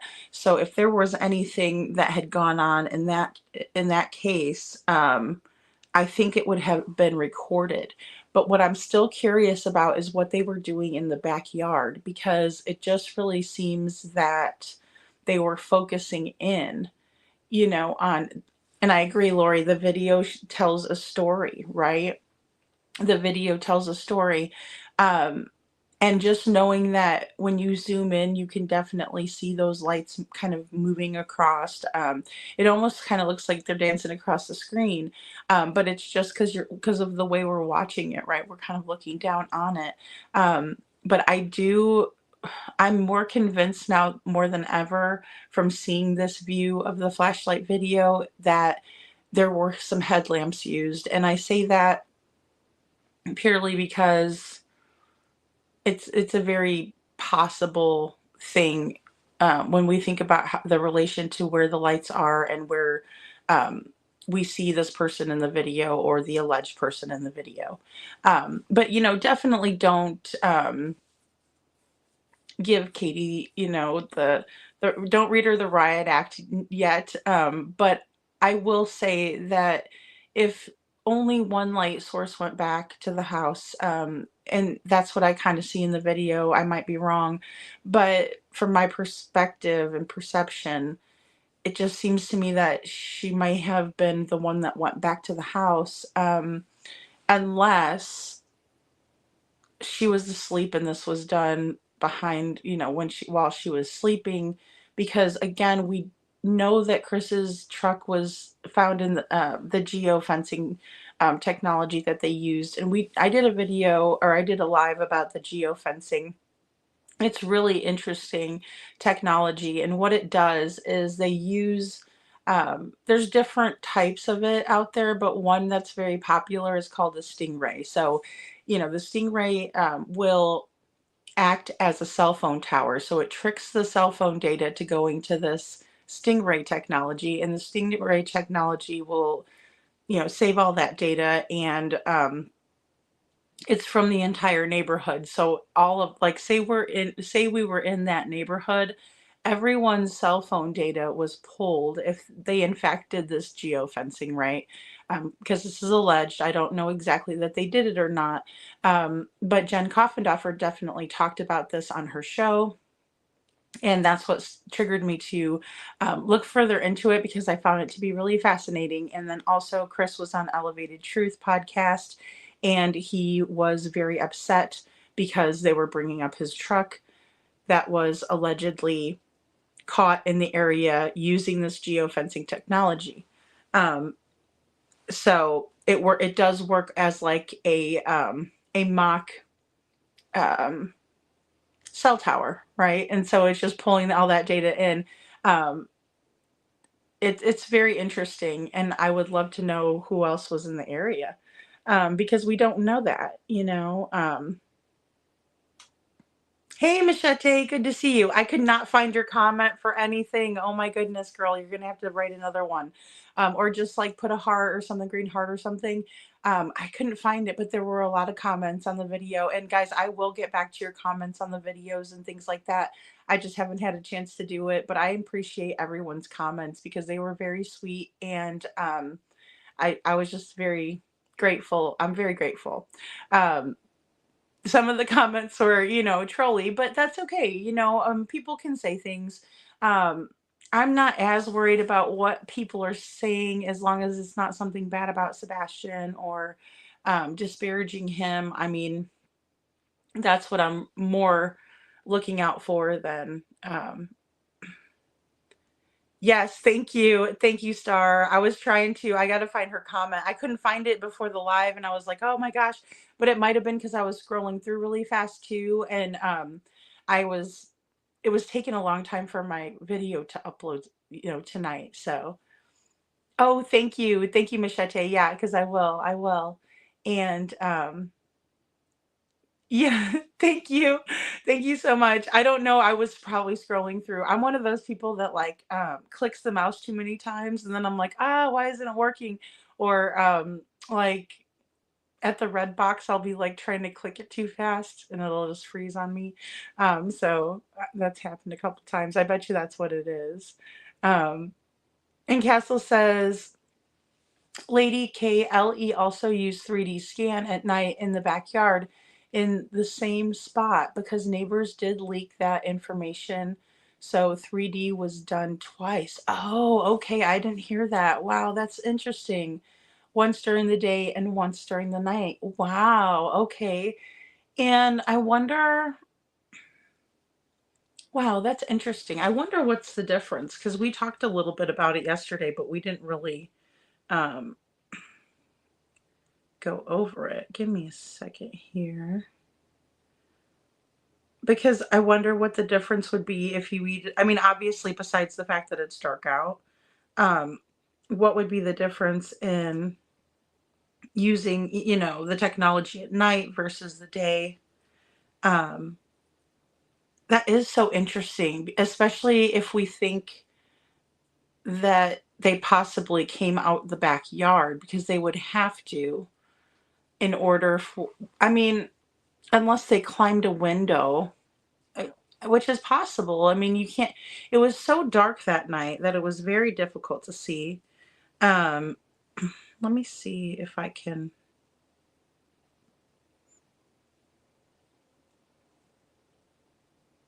pull this information in here. 3D scan used at night.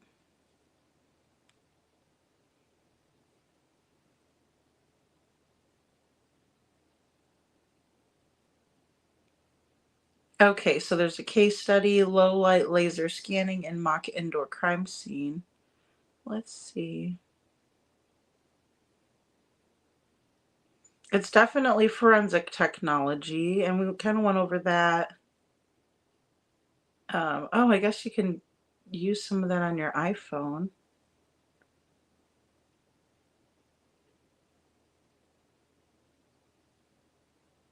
Oh, I want to, okay, so it's giving me results without night in it. I guess maybe,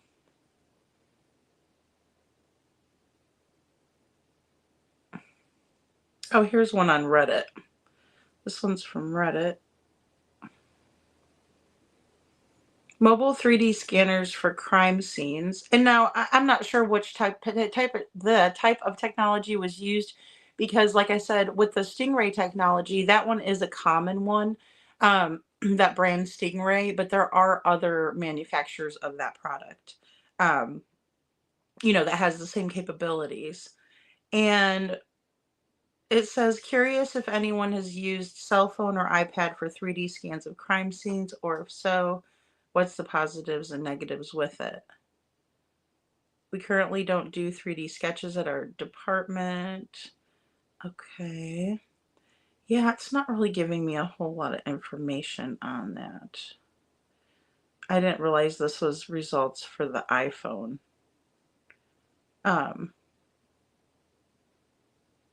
But I find it to be really interesting, and I should probably get that going too, with the 3D lights, or excuse me, with the 3D scan, because I think it's cool how they can keep that and preserve the crime scene, look at it later, go over it. So now, no doubt that they have, really with a fine-tooth comb, I would imagine, because they've had a long time. And then also when the FBI came in, they may have had um, some more to do with that, and then some more technologies as well, which is important. I really believe it is important to explore all of these options.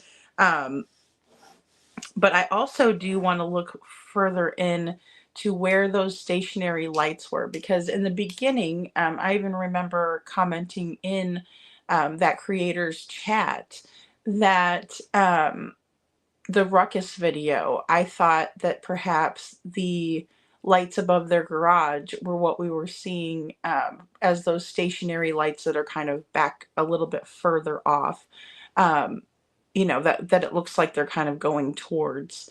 But with the neighborhood being so dark, it would be hard to find out where exactly those light sources were going, in my opinion. Okay, and Castle says, I remember, but it was, or I can't remember. Oh, let me read Stars first. Sorry, guys, I did that a little backwards. Okay, so Star says, do you know where it was the neighbors leaked this info on a creator's channel? And Castle says, Star, I can't remember, but it was at the beginning of this case when the neighbors were talking before a law went and law enforcement told them to stop talking. Oh, wow. Interesting. I didn't know that, Castle. Thank you. Yeah. Um, Star. Yeah, we do. We do. We got a lot of trolls last night. And that's gonna happen, guys. It's okay. I mean, if they want to come in and troll a little bit, we'll just kind of, get them out. And the thing is too is it I kind of feel bad for trolls sometimes, because they really don't seem to have a whole lot to do, and then they come in and they're like, well, I'm gonna go troll somebody tonight, and they do that, and maybe if it makes them feel better. I mean, because the funny thing is that most of the time, mods will take those comments out right away, so you'll get those comments and you get blocked. And you might miss something good. You never know. Like, that's why I'd never try to get blocked, because I think we've all probably got put in the timeout chair once or twice, but you never want to get blocked, because what if there's some really good information, and then maybe there's an idea that you have, that you can't post it because you've been blocked. But just a little food for thought. But yeah, I really have a lot of faith in law enforcement, at this juncture. I think that things are advancing, and I think that we're getting someplace. I really do. And then also, I was excited to see some more proof of the flashlight video, in terms of this image, because I really do think that it could be something that is very important in the case. Also, we need to remember that it is a part of Sebastian's case file. And so if the police are in this position where they're keeping it there, there's a reason, in my opinion. And so, oh dang, Star, I missed the 11:11 because I'm Eastern time. But it's, hey Vic, good to see you, hon. Good to see you. Thank you for hitting that like button. And Castle says there's a creator that has some of the phone calls with the neighbors talking. I can't remember the creator's name. I believe that is Crime Lines and Lies, Brooks's channel. She's awesome. I really wish I could watch as much as I used to, because I'm usually, you know, preparing for the night, and then also, just doing other regular little things that I got to get done during the day. But I do enjoy watching other creators because I think a lot of them are very talented. As Jen Coffindaffer was saying in her live, I think there are a lot out there that don't really have the best of intentions, of course. But we are all talking about Sebastian, and I think sometimes, um, you know, people think that they're doing a good thing, but then they're really not, and it takes maybe a little bit of time to realize that, or um, something of that to that effect. Um, but yeah, it's so good to see you, Vic. Okay, Oklahoma. Oh, okay, perfect, perfect. Yeah, thank you. Yeah, let us know who it is, because I mean, I remember them coming out. Well, I think that's about the time, or maybe this is exactly what you're talking about. But there was neighbors that came out, and we're talking about like a power washer, and we're talking about some discord in the family that was overheard, and that sort of thing. So unfortunately, I think Sebastian's neighbors could hear arguing going on. Um, Sebastian being called names by Mr. Foote. Someone overheard Chris give Katie an ultimatum. It's either him or me. You get rid of him or I will. I just can't imagine. I just can't imagine Sebastian having to hear that. I hope that was when he went into the house and maybe only the neighbors heard that. I don't know the exact, and of course it is hearsay. However, just with how brash, I mean, admittedly, he says that he's brash, with how brash um, Mr. Foote can be, or Stepfoot, is. Um, it's not far-fetched to think that he would say something like that, especially when we look at how many CPS reports had been filed, and then of course they were unfounded. So we can't hold it against Mr. and Mrs. Foote that they were unfounded. Unfortunately, that was something, in my opinion, that CPS dropped the ball on. Also, not telling Seth, because he is the biological father of Sebastian, and he is the one who should know about these things. Talk about disheartening. I feel like that is so disheartening that a parent wouldn't be involved. I would feel that way if it was a mother. In this case, it's a father who had 50-50 custody, and he should have been privy to that information.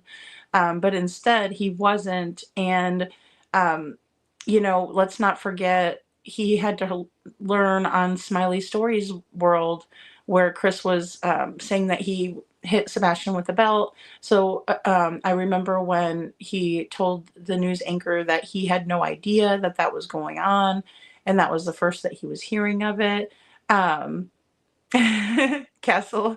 It's okay. I was like, I thought you were saying like Lady K. Like, like, okay. um, but it's like it's just one of those things where I don't know.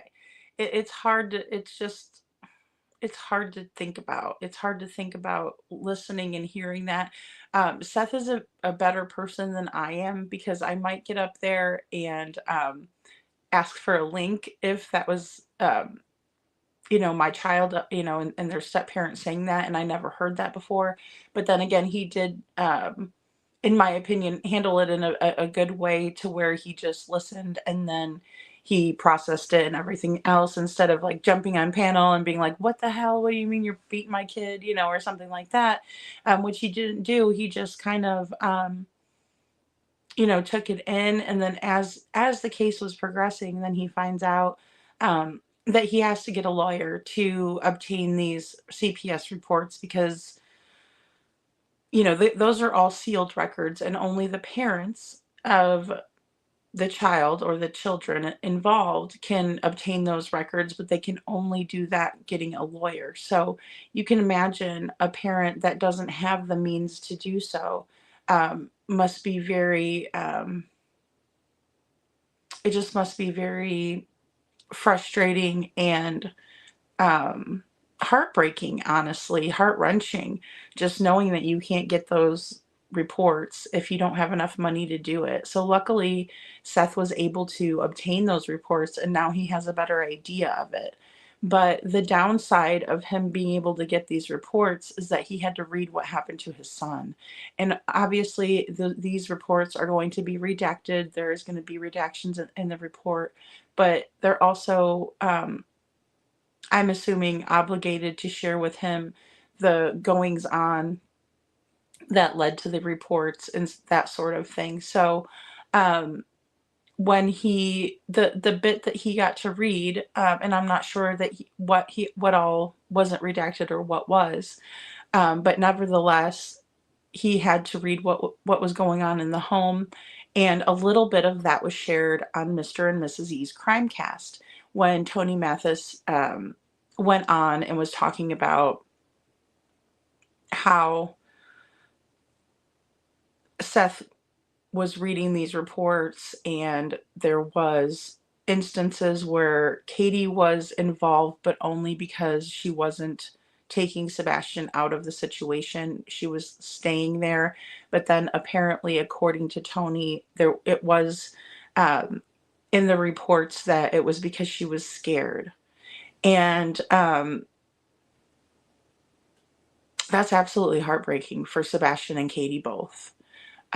Because we know that Chris has a history of doing this with all of his other ex-wives, and he has 4, and that they have severe issues because of what they endured at the hands of him. Even Nina's children have negative feelings and experiences that they will never forget because of what Chris had inflicted in her home, or in their shared home together. So it's just, and then also, I will never forget when Seth said that if we read or if we had a chance to see what was in the CPS documents, that we wouldn't be able to sleep at night.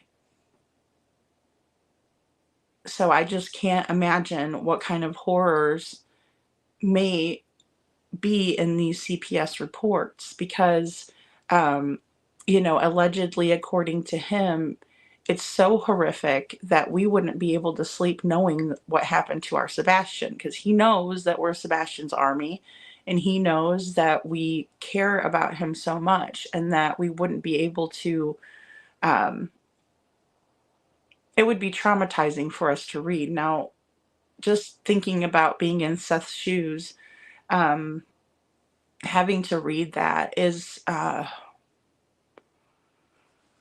no doubt something that is absolutely,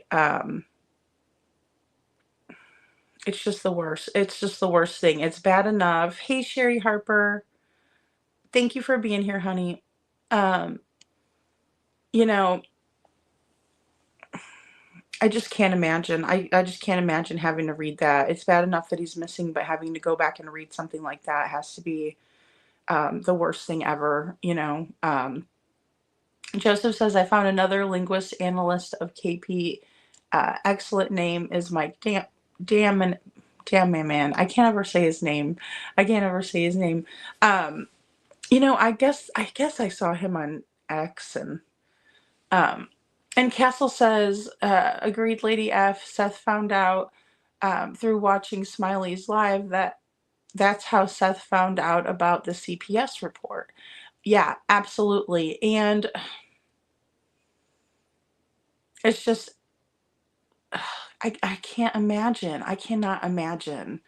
And maybe he wasn't like watching it as it was going live, but maybe he was, because I know that he was very you know, active, and so were the Proud Feet, you know, because social media is a great way to get the cases out there, share, you know, like I need to post a couple of missing posters on my community wall, and I totally forgot about it. The one that Unnamed True Crime Channel sent to me during my live, I think it was Saturday. But then another little girl who is still out there missing, Stephanie, was talked about on Justin's channel. So I definitely want to share that out as well. And she is from Maine, and she is a 13-year-old little girl who went missing from around her home. You know, no scent was found. The last person who was with her was a grandfather, a man that she called her grandfather, but he really wasn't her biological grandfather.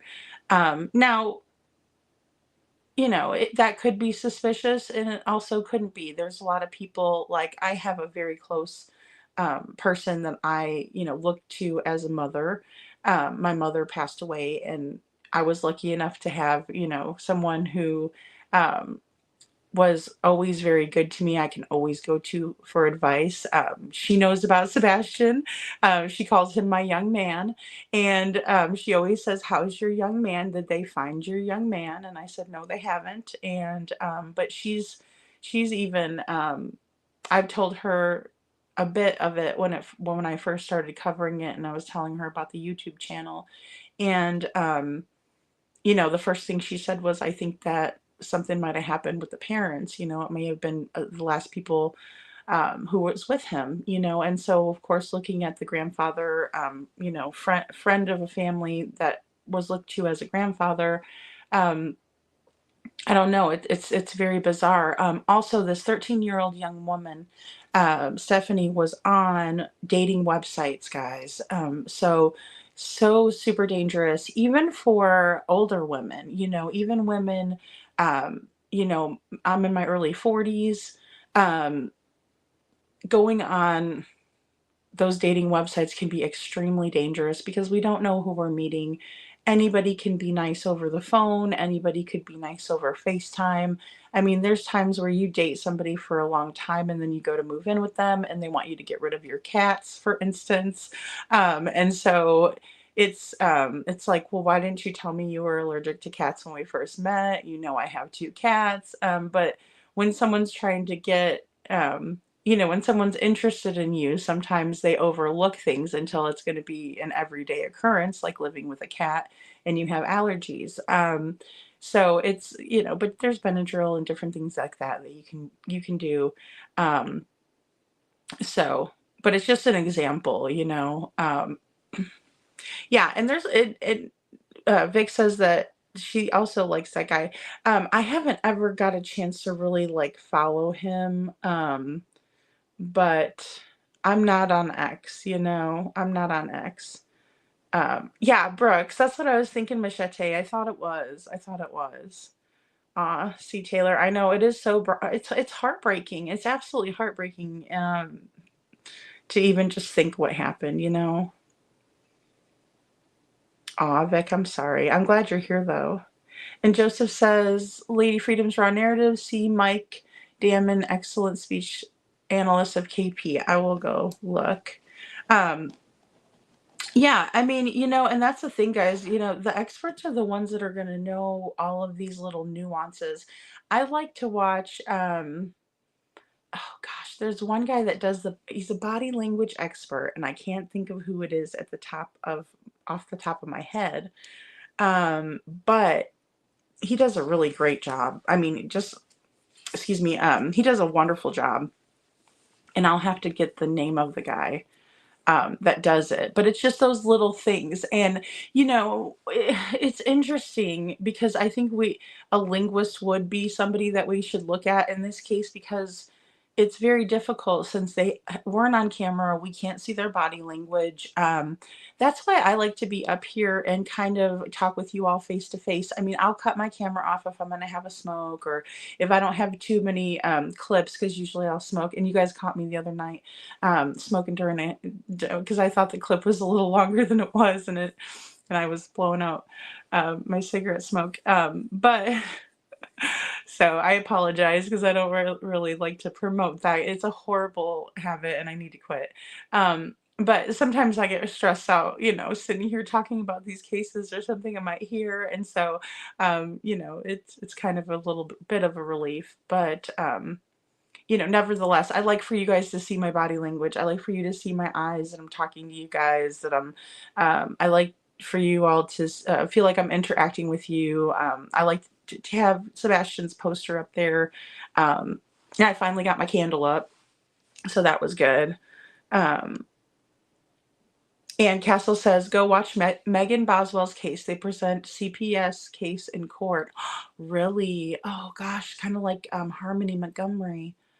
Oh, wow. PFs and CPS records will be talked about in the court with Sebastian's case. I sure hope so, Castle. I think that he deserves to have his story out there. And if something bad was happening to him, and that goes for Katie too, guys, because I really believe that, I mean, Chris did an anger management course, or courses. I think it was an houred thing where it had to be so many hours of it, that the New Mexico courts had asked him to do. But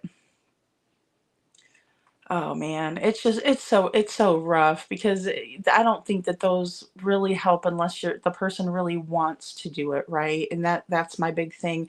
I don't think that he got any help, and I also think that he probably is um, hurting Katie, especially according to those CPS records. So it would be nice to hear that.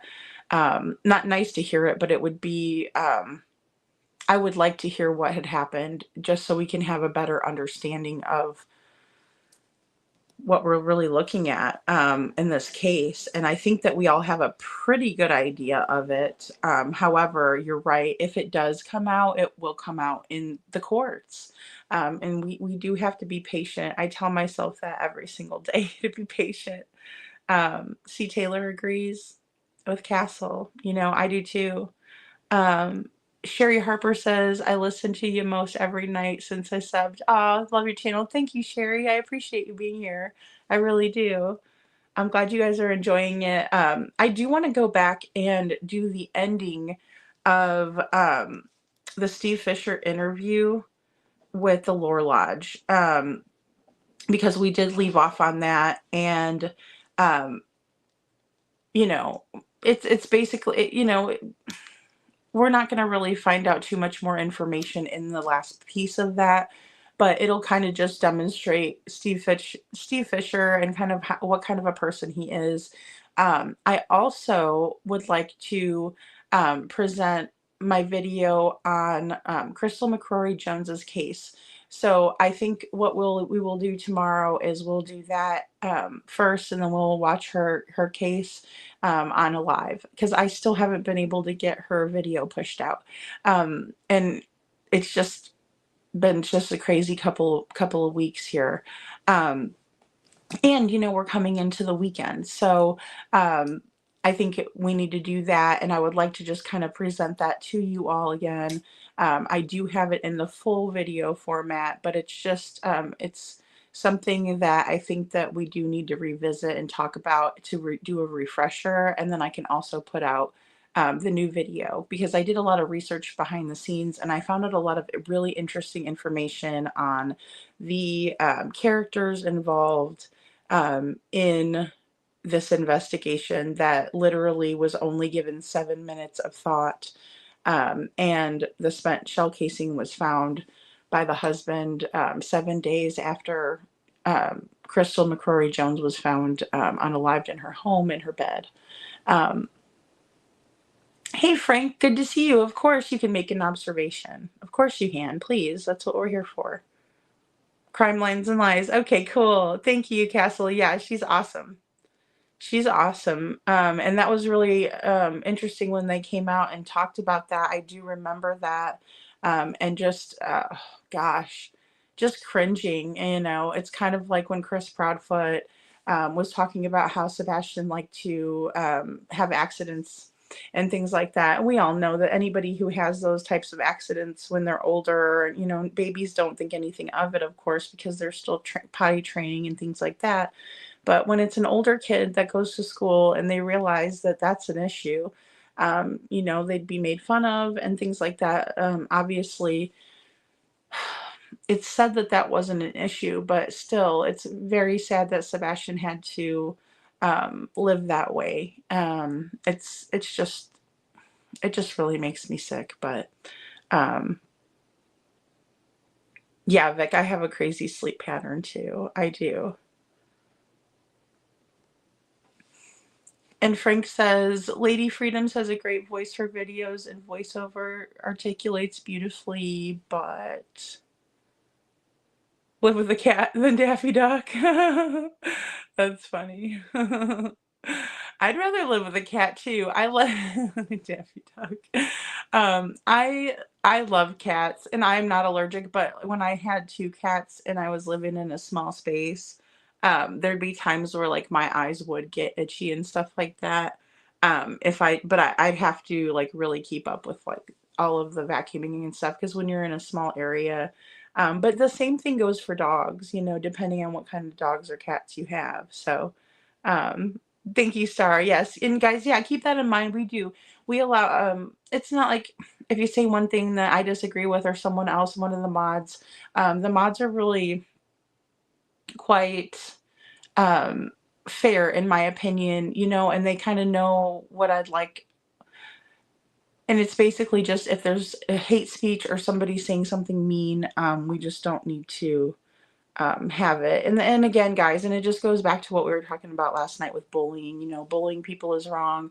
You know, causing issues amongst people is wrong. You know, we just don't want to do that because that way we can talk with each other about these things. And if you get kicked out of the chat, then you can't talk about it. And what if you don't like something I have to say today, but maybe like even a month down the road, you're like, you know, actually she makes sense to me, but then I blocked you and you can't make comments anymore, you know? And so it's just, I know that some things we get really passionate about, but we don't need to, you know, be disrespectful or say it in a mean way, you know? So, well, great, Sherry. Yeah, I'm a lot better at night. Like in the morning time, I'm usually a lot more chill, laid back, and I'm a lot more into making the videos and things like that. Um, but meow, good to see you. Always meow. Speaking of cats, and I don't, I mean, couponing, I am on X, but I just haven't been on there lately, especially because there was a lot of stuff on there that was just kind of like getting pretty crazy. And then also SF is on there, and when he posts things, it's just kind of, I don't know. I just feel like it is a lot of perpetuating the drama. So that's why I don't like to, you know, do that. Oh, okay, that's the deception. Kaika, I think so. I think it is the same person. I can never say that person's last name, but I think it is. I think, you know. Frank, thank you. Don't make this case your whole channel. It'll end up suppressing your subs. Plunder, Grizzly, True Crime are good formats for growth. Yeah, I love Plunder and Grizzly. I really do. Those are 2 wonderful creators in my opinion. And Frank, I don't find that to be like rude or anything. I think that's like a great advice. Yes, so I do have one other case that I'm working. Um, well, and I feel like Jana's a friend of mine. I really do. I feel like she's a friend. But it's her sister, Crystal McCrory Jones's case. And that's another case that I'm super passionate about, but I'd also like to do Harmony Montgomery's case, a deep dive into that. I'd also like to tell Gabby Petito's story again because I think it's worth for people to listen to that. So I'm really interested in a lot of other cases too. And if there's any cases, Frank, too, if you would like to send me a case that you're interested in, I can always look into it too.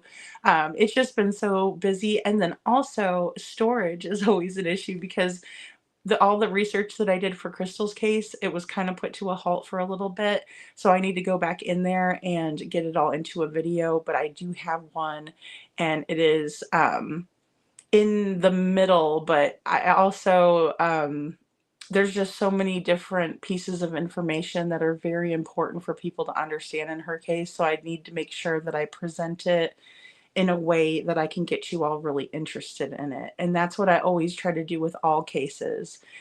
Even today, like using Eminem's music with the regulators, it's like, Nate Dogg and that, I wanted to use kind of something that represented how things were going in the case, only getting one shot, why law enforcement may be taking longer than we would want them to.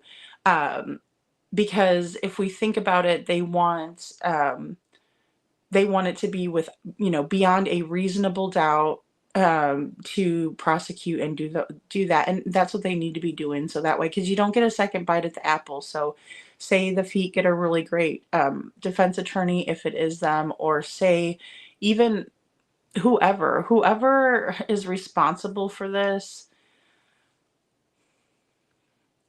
It's my opinion that there would be a lot of defense attorneys out there who are high profile defense attorneys that would be willing to take on a case just because they would get the notoriety, the publicity, and the clout from representing. And they would also get a larger client base as well. And they could have that on their resume, especially if they win the case. But thank you, Frank. I appreciate you. That was not any kind of, I really appreciate that advice because it's important. All kids deserve to be found, and that was one thing that struck a chord with me too with Sheriff Craddock, because all kids do want to be found, or excuse me, all kids should want to be found by law enforcement. And I do believe that many of the law enforcement agents, especially when we think about how many veterans are in law enforcement, or, they may retire from whatever military branch they're in, and then maybe they'll become a police officer as well, or maybe they serve their 4 years and the next thing they want to do is help people and be an officer, or a detective, or what have you. So I do think that it's a special type of a person that can handle being in the military. It's a special kind of a person who can be a police officer or a detective that has to look at these cases and the crime scenes, and going in there when it's a small child, when it's any child. I'm sure, especially when they have children of their own, it's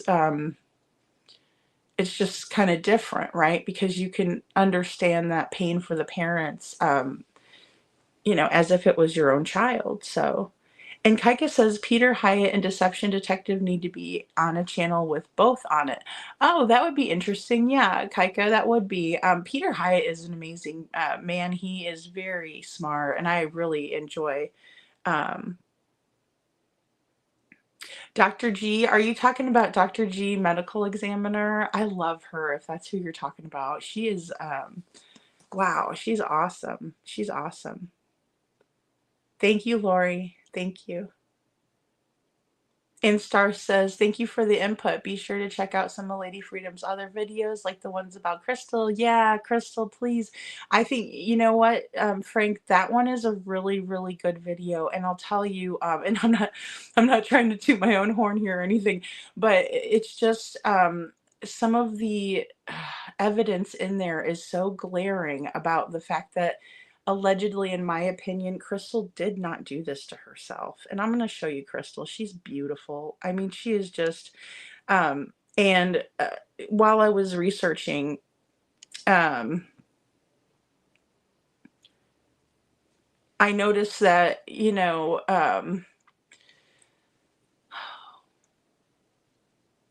whenever I was researching this,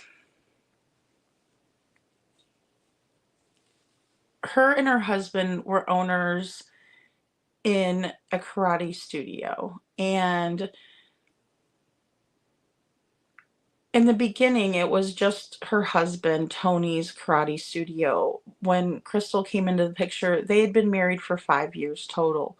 And you can just see the change in the, not only, I mean, and this is just from looking at the photos, in my opinion.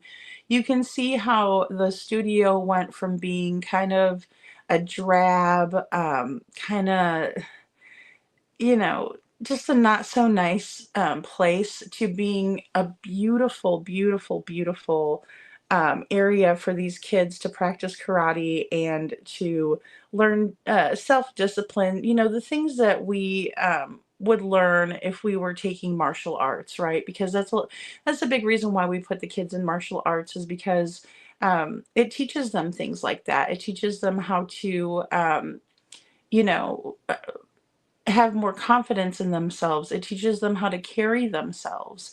And so, but you could just tell that those kids loved her so much, just adored her. Um, she's a beautiful person. She's the one that is in pink, and her sister Jana is the one that is sitting next to her in the black shirt. And that is a picture that her sister made. It says, "Now I know why you always told me to be strong, because you knew that one day I would need the strength to bear your loss." And guys, she fights for her sister every single day. She puts billboards up. She just had the second billboard put up. She does wonderful, wonderful, wonderful things.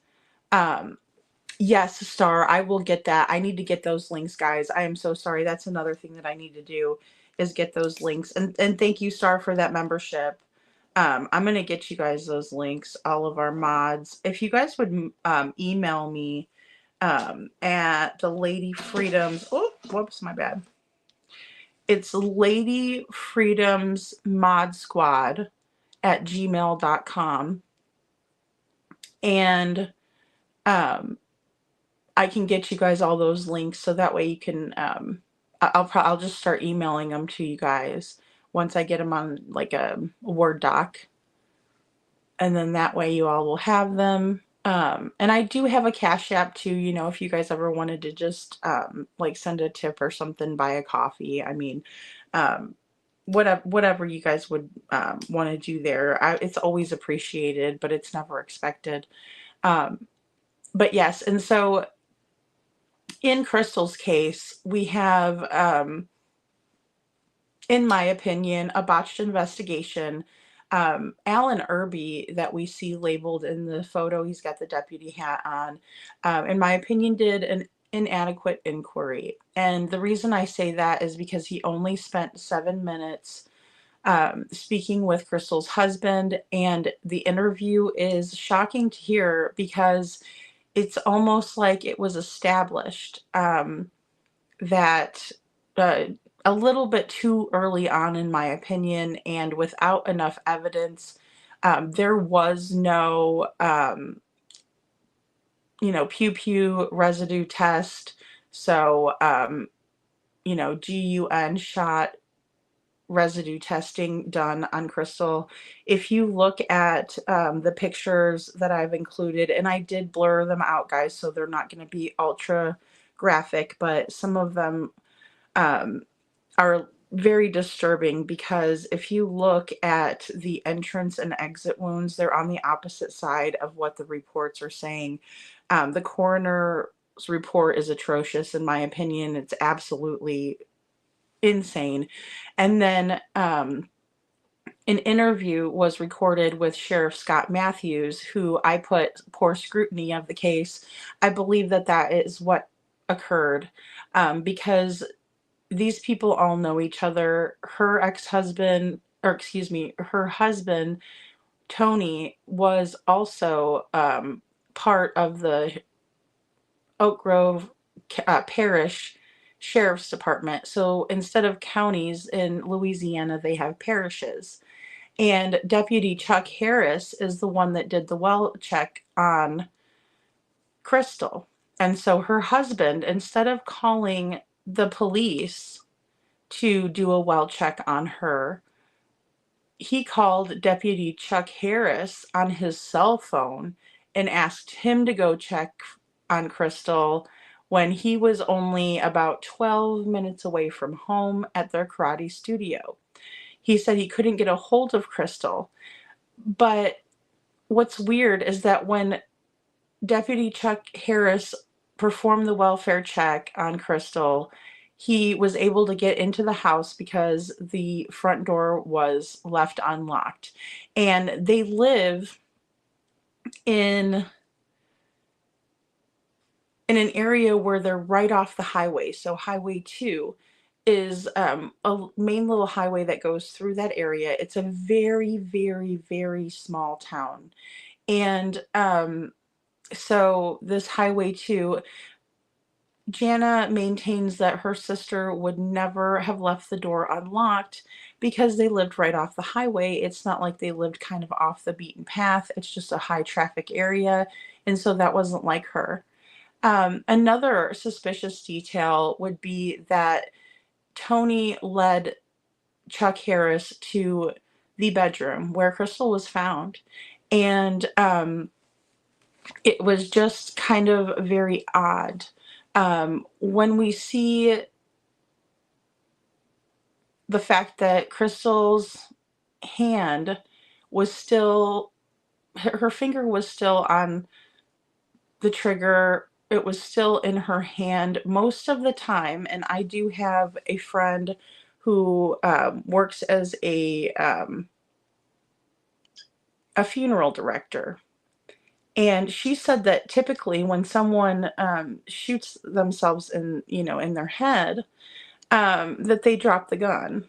And so with that being said, this didn't happen in that case. The hammer was still pulled back on the gun. And I know that there's a couple of different ways to say that, but that's what I'm talking about. It was still pulled and cocked back, right? And so very curious. Also, when it comes to the wounds, I know it's disturbing, but I have kind of altered them so they're not as bad as it maybe would be. And it's also, these are pictures from after she had passed on, and the funeral home had done the best they could to kind of, what's the best way to put it? Make it look like she was not unalived in her head, right? So you can see that the supposed exit and entrance wounds. The problem is that Crystal was right-handed, so there is no way that she could have done this with her left hand.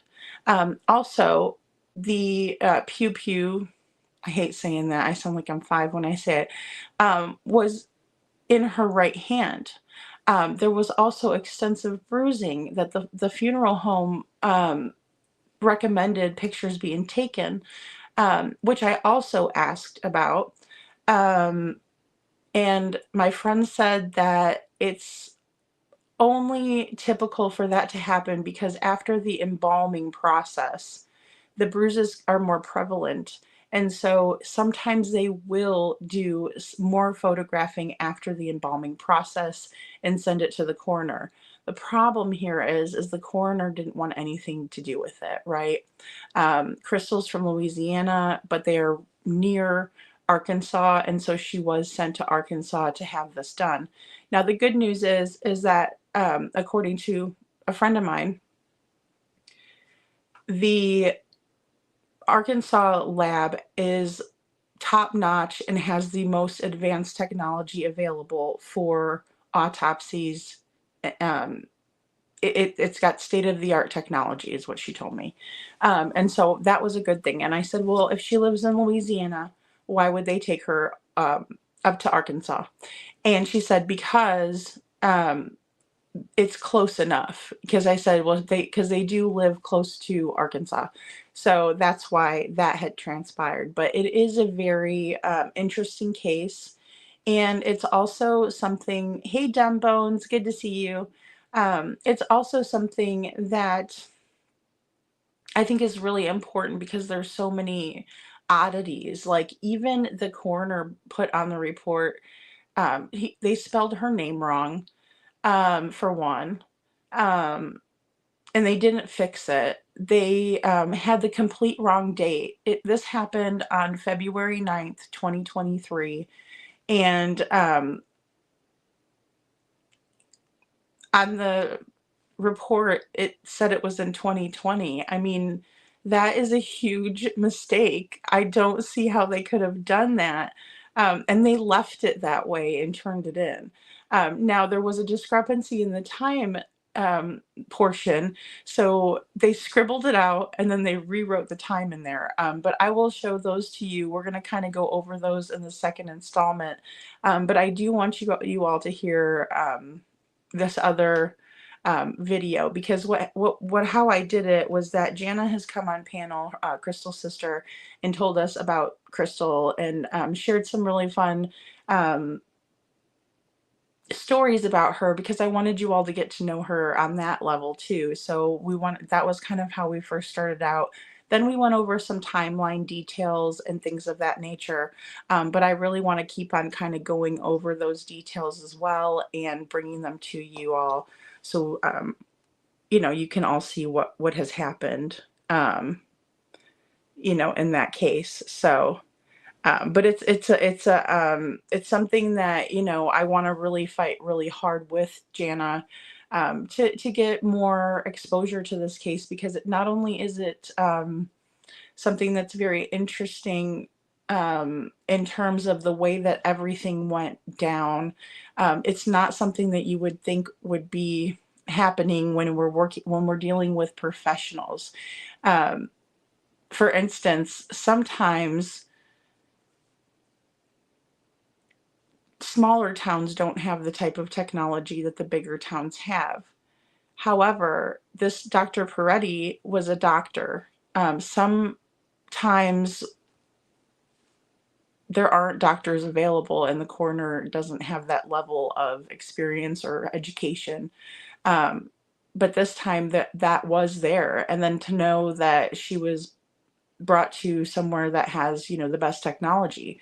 But still, her family is taking pictures of her at the funeral home. But there are so many twists and turns, guys, in this case. And then also, as soon as I can get back together with Jana, I'm going to invite her back up. I spoke with her actually today, because I told her I'm so sorry I haven't been able to get the video out that I've been working on. And of course, she's a wonderful person, and she said it's okay. But nevertheless, I want to have her on the show again so we can discuss further what's going on.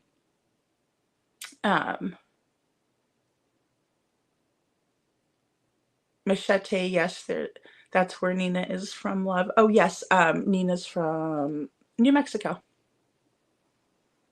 New Mexico, New Mexico.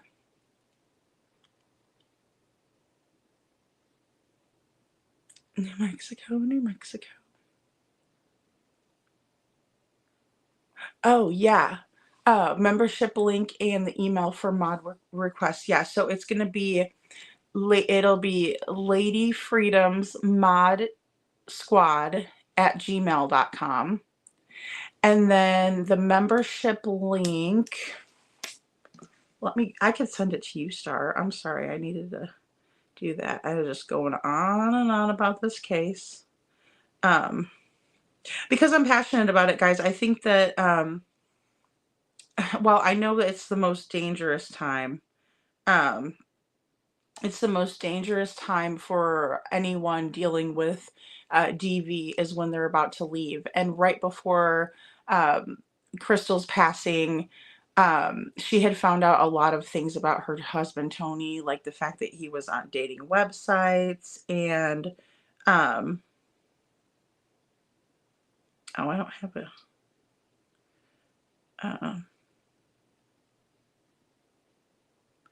but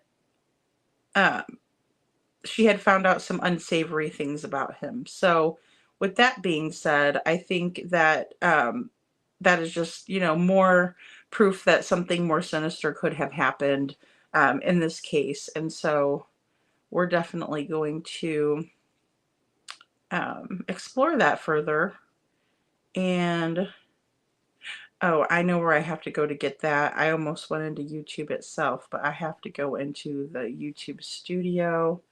And then, oh, it's not letting me in here. Is this, something's wrong? I'll have to get that over to you again, Star, because I'm going to hop off here really soon, guys, just because it's getting so late, and then I want to work on this stuff for you all tomorrow. Thank you, Frank. Yeah, definitely. I really appreciate you. You can send it to ladyfreedomsrawnarratives@gmail.com, or you can send it to the mod chat. That's fine too. It's not too, or not mod chat. You can send it to the mod email. It's not too filled up yet. But I really appreciated reading everything from you all and getting your thoughts and prayers and everything like that.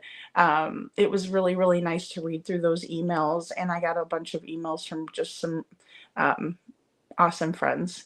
Yeah, congratulations whoever got the membership. Make sure you tell Star thank you for that. Oh, Dr. G Explains. It's a clinical forensic psychologist in body language. Oh, I think that's the guy I was talking about. Thank you, C. Taylor. Yeah, I think that's the guy. He's kind of like, he like wears glasses, and he's kind of like a blonde, but he's I hate to say it. I'm not trying to, I like the guy, but he's kind of balding, It is so sad, Vic. It is. It's a very interesting case too, and I think that you guys would enjoy. Oh, that's great, Mandy Moo. Welcome in. Welcome in. I think we're called the Freedom Fighters, but I don't know if it's Freedom Fighters or if we're like the Night Lady Owls or something. But I hate to say that, because if we have guys in here, I want them to feel involved too. So Freedom Fighters might be a good one. That was so sweet of you, Star. Thank you.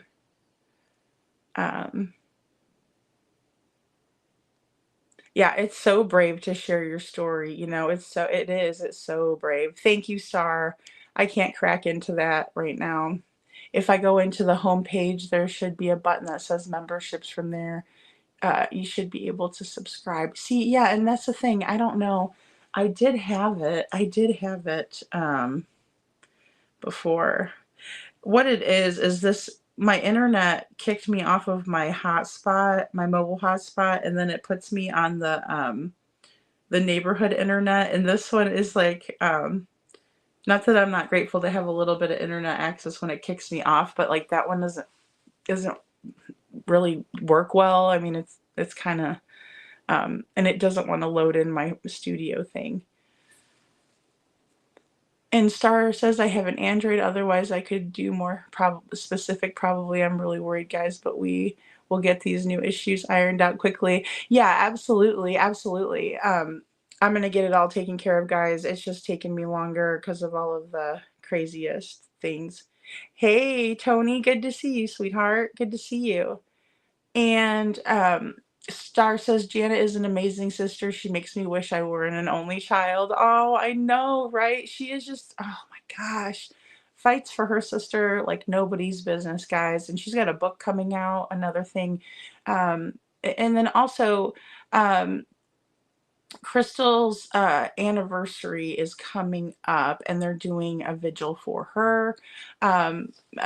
More so a benefit or a Memorial Day, because the vigils, the prayer vigils, and things like that. But I will get that posted again. It's on my community it's on my community posts or the wall. But I will refresh it because that is supposed to be happening Saturday, I do believe, because we're coming up on the anniversary. So we definitely need to spotlight her case right now. Castle, my goodness, the first time when Jana had asked me to take her sister's case, the minute that I started researching it, because she did all of this research, like I have not had to do very much of my own research, but I have done some deep dives in certain areas.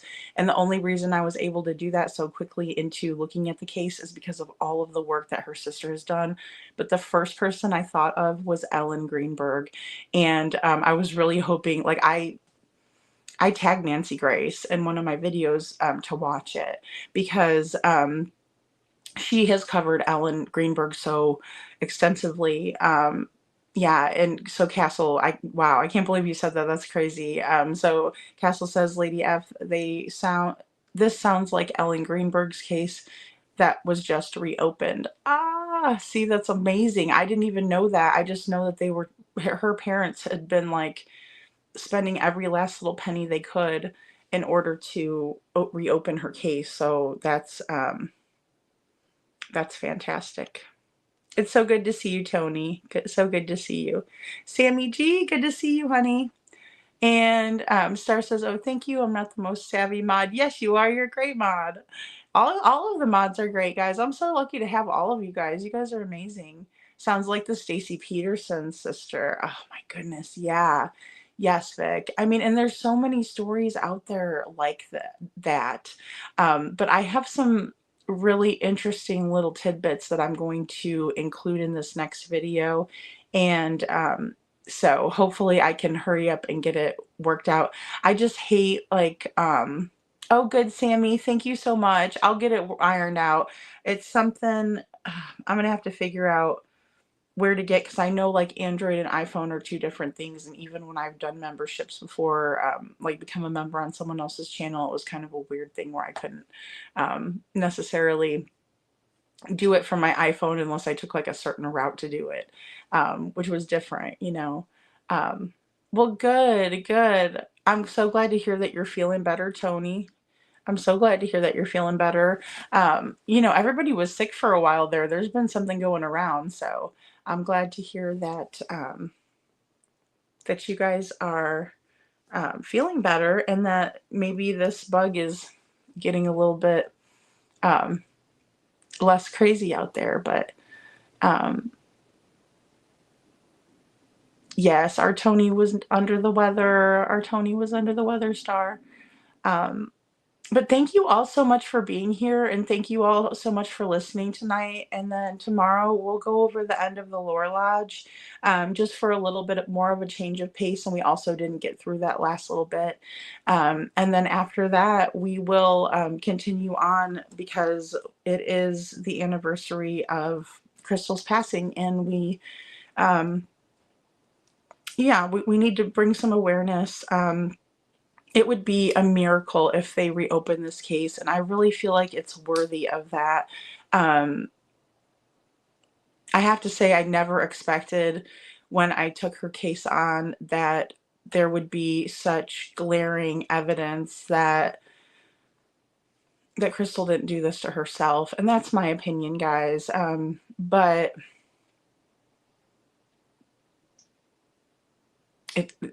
it's just overwhelming, and just the way it was mishandled, in my opinion, too. And I'm not law enforcement, but I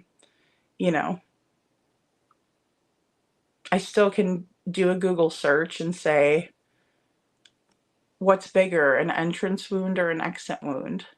And Google will just pop the answer out to me and say, that the entrance wound is going to be smaller than the exit wound, because when it travels, and I did search entrance wound and exit wound for your skull.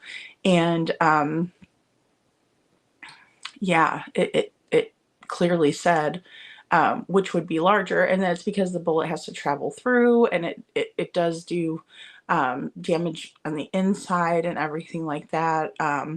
But we will explore it more, and we will honor Crystal.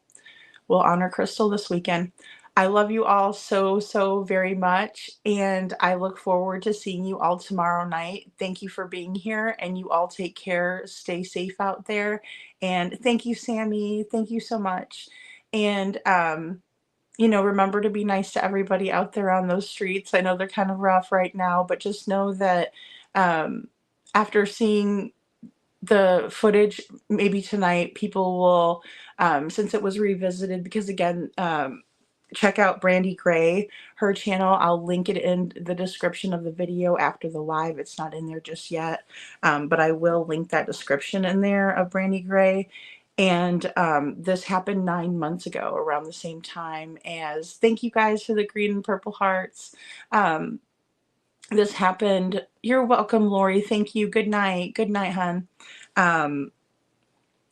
You know, it was 9 months ago that this was explored. So I think, I mean, it's making a bigger and bigger believer out of me. And I do believe that the picture is legitimate.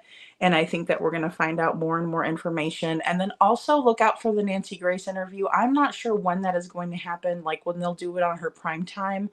I know that they were making sure to get everything checked out, crossing their T's, dotting their I's, especially in this case. It gets really, really crazy, really, really fast. And so hopefully we will see that come out very, very soon. And we'll play it on the live. Thank you all so much. I appreciate all of you, and you have a wonderful rest of your evening, and I'll get some sleep. Jocelyn, good night, honey. Good night, all of you guys. Castle, Star, Sammy, Machete, Vic, all of our beautiful guys here. We got couponing. Tony, I'm so glad you're feeling better, girlfriend. All right, guys. I love you guys. Have a great night.